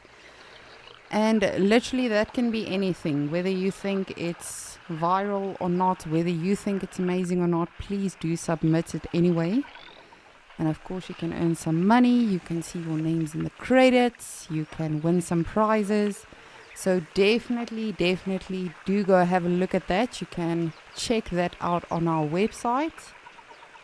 And you can click on content creator and that'll give you all of the info. And again, it doesn't have to be recent. It can be a very, very old sighting that you had.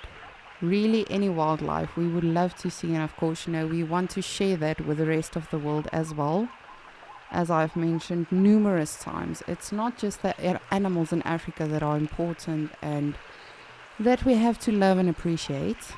It's all of them. So definitely go check that out when you have time. And there is of course no limit. If you want to submit a few of them, you definitely can do so.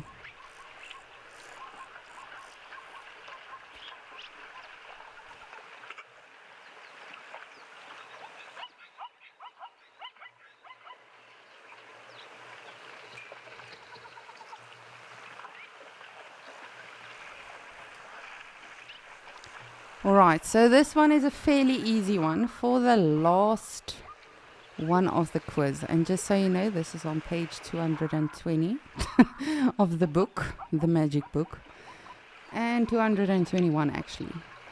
So earlier on, Tess referred to chemicals that are released, which are signals to animals, you know, whether they are in mating season, or whether they are perhaps territorial, challenging another one. What do we call that? And that is the first question. And then what is contact behavior also known as?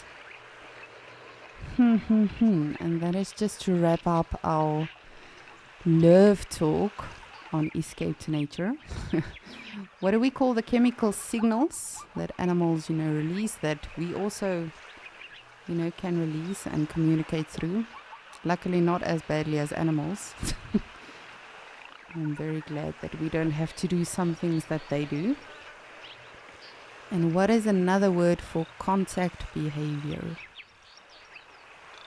Let me know.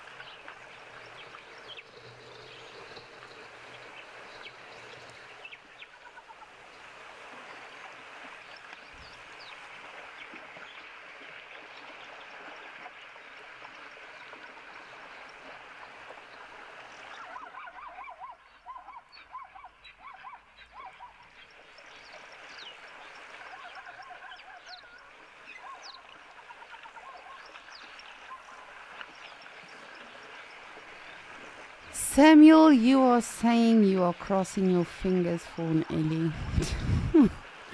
As am I. Thank you, Samuel. I really am. I'm even checking Gowrie Dam now just to make sure we have no new arrivals. Oh, an elephant would be great. But overall, it has been a really, really awesome day. We've had some amazing questions and comments, as always, from all of you, of course, participating in the quiz and always just being such good sports. That already has completely made my day. So thank you to all of you. It has been a phenomenal day without elephants for us at the waterholes. But luckily Ben got some. As long as someone gets some, then I'm relatively fine. But I mean, I have to be honest, I am getting withdrawal symptoms. There's no denying that.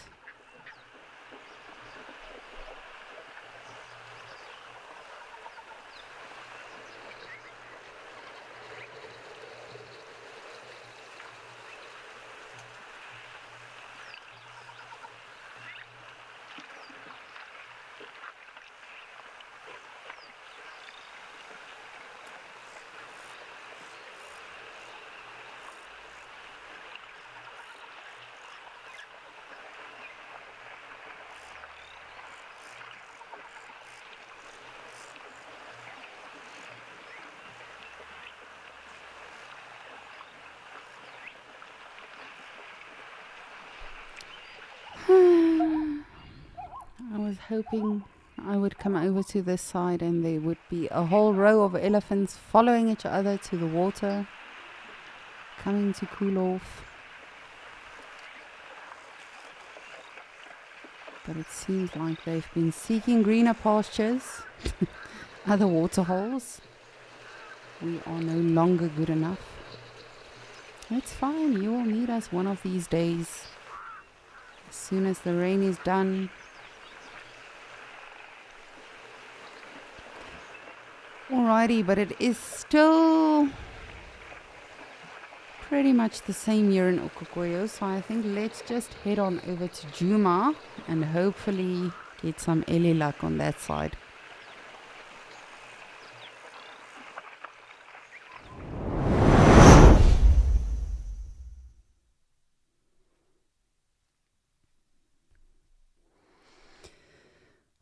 Alrighty. I'm going to need everyone's good vibes and elephant vibes. Everyone. From the directors to the tech team to the viewers. We need some elephants. Oh, we've got some impala. You see, we're off to a good start.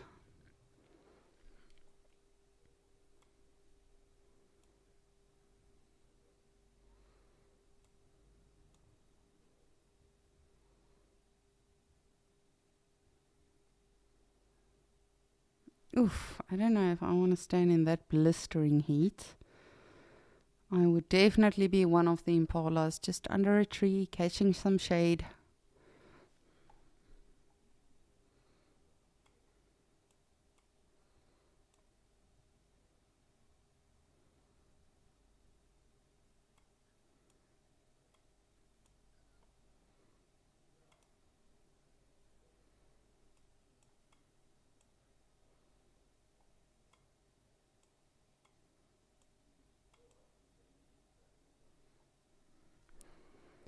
You can see there is a little bit of a breeze, so I think that definitely helps them. But if it continues like this, they'll most probably move deeper into the drainage line or into the bush just to get some shade and some shelter.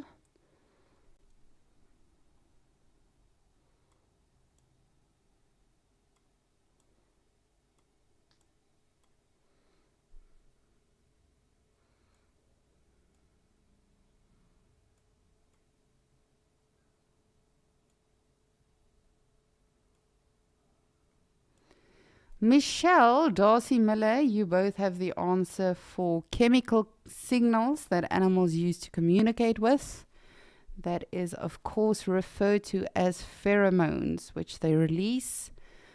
And, you know, that communicates different things between animals. Whether it's a female that's in estrus or she's ready to mate, or a male that could potentially be, you know, overstepping a territory, like we see with rhinos and with leopards and with lions. Indeed, that is called pheromones. And of course, we also release chemical signals, you know, when we walk past each other, or perhaps you are attracted to someone that, you know, you have a common interest with, or whatever the case is. We have more in common with animals than we realize. And then we like to take credit for. We aren't amazing as them, as amazing. But there definitely is a lot of things that we can relate to. The other one that I was referring to, which is contact behavior, that is also known as tactile communication.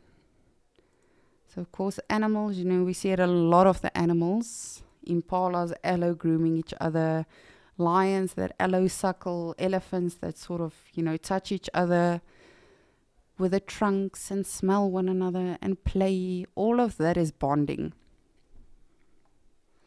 And now you're probably wondering, Lisa, why did we end off with that question? So of course it is the day of love. Goodness. It is the day of love, and what would escape to nature be without Lisa preaching a little bit? So I want to encourage all of you, and again, please, not just on Valentine's Day.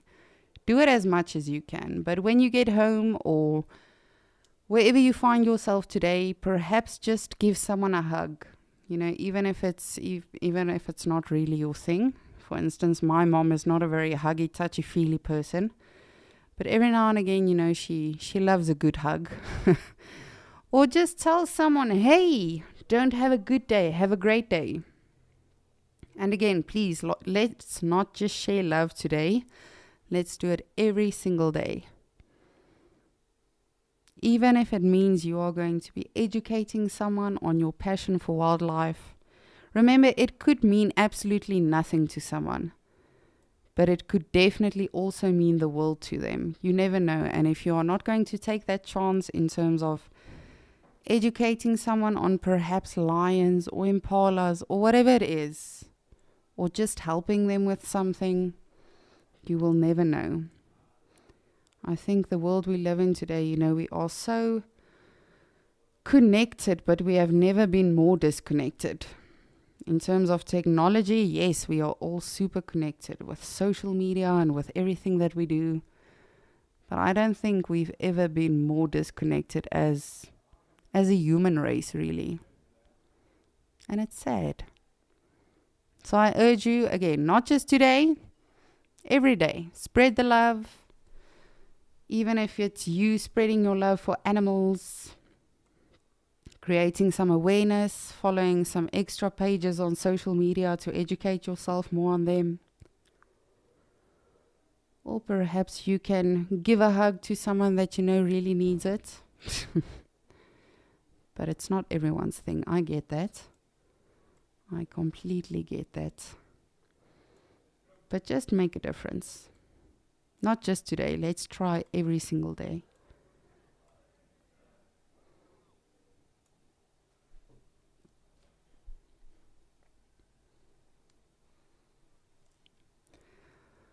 Or perhaps you just want to put out some good positive vibes for us for elephants as a last minute surprise.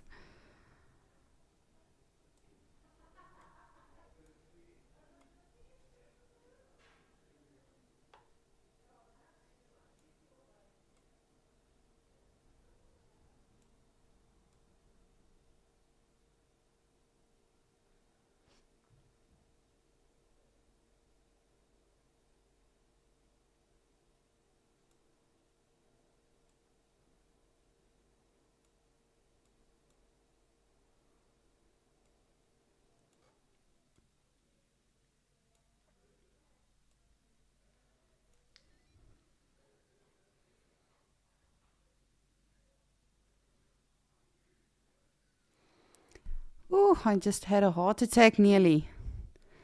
I thought, where are my other two chicks? But remember, this is Juma. In Juma, we have a family of 4, not 6. Jackie, you would like to know if I could design a new animal, what would it be? Oh, wow. It would have a trunk of an elephant.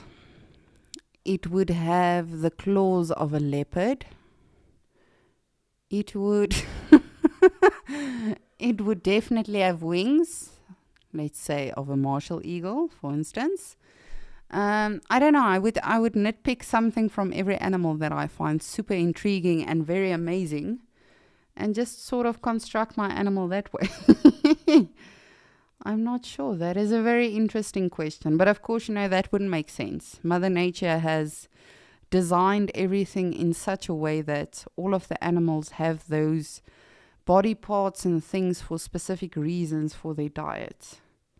Because what would I eat if I had the claws of a leopard but the trunk of an elephant? You see, now my brain is running, Jackie.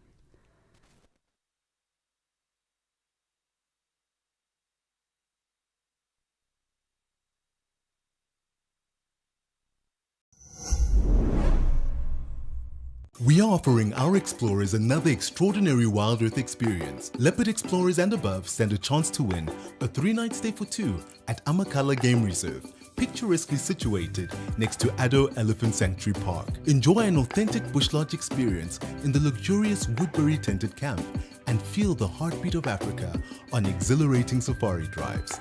Sign up to be an explorer today and you might soon be off to the safari nation.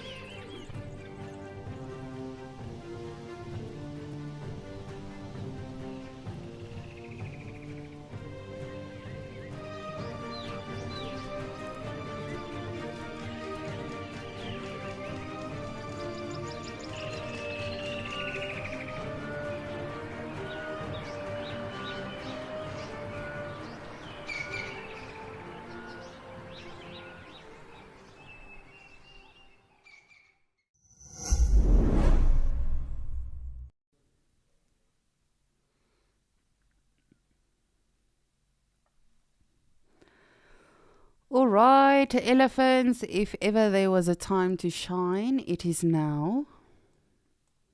These clouds.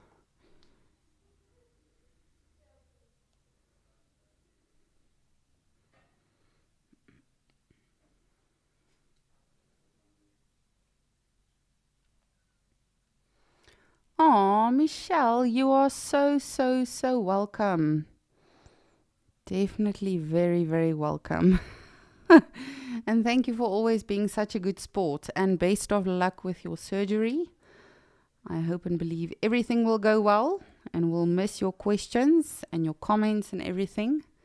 But you are so welcome. And thank you all for your questions and your comments. And just overall, really sharing your love with all of us at Wild Earth. I cannot tell you how much it means to us to know that there are people that actually still care about animals and their well-being, and what we can do to love and appreciate them, and to ensure, of course, that they will still be here, not in 20, 30 years, but many years and generations to come.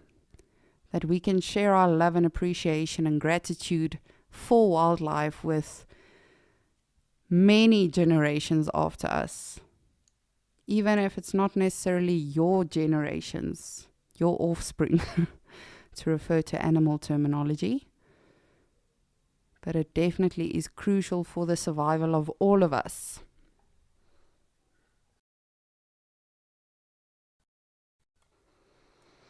It does not seem like the elephant thing is happening for us today. But that is perfectly fine. It has been a beautiful day. And once again, as I say, please, if you can and if you feel okay to do it, tell someone you love them today. Or just remind them, if you don't speak to someone as often and you feel like, maybe I should just check up on that person, definitely do it. Love starts at home. We have to care for one another before we can actually start caring about Mother Nature, saving the planet, saving the ecosystem and everything. So thank you all for sharing your love with us today and your appreciation and passion for wildlife. It really does mean the world, and not just to me, to Tess, to Ben, to Nick, to everyone at FC. We appreciate you all so much. And we love you all so much, really. Oh, Max, stop it. But it's been a brilliant day, and I hope you all have a wonderful day of love. And remember, stay tuned for Just Nature and everything that follows. And of course, this afternoon, we will be continuing to discuss love on Sunset Safari. So definitely do join us for that again tomorrow. Or this afternoon, sorry. And join Alex tomorrow on Escape to Nature. I will be back on Thursday. All my love. I hope you all have a splendid day. And just know that you all mean the world to us. Because without all of you, none of this is possible. Lots of love and happy Valentine's Day.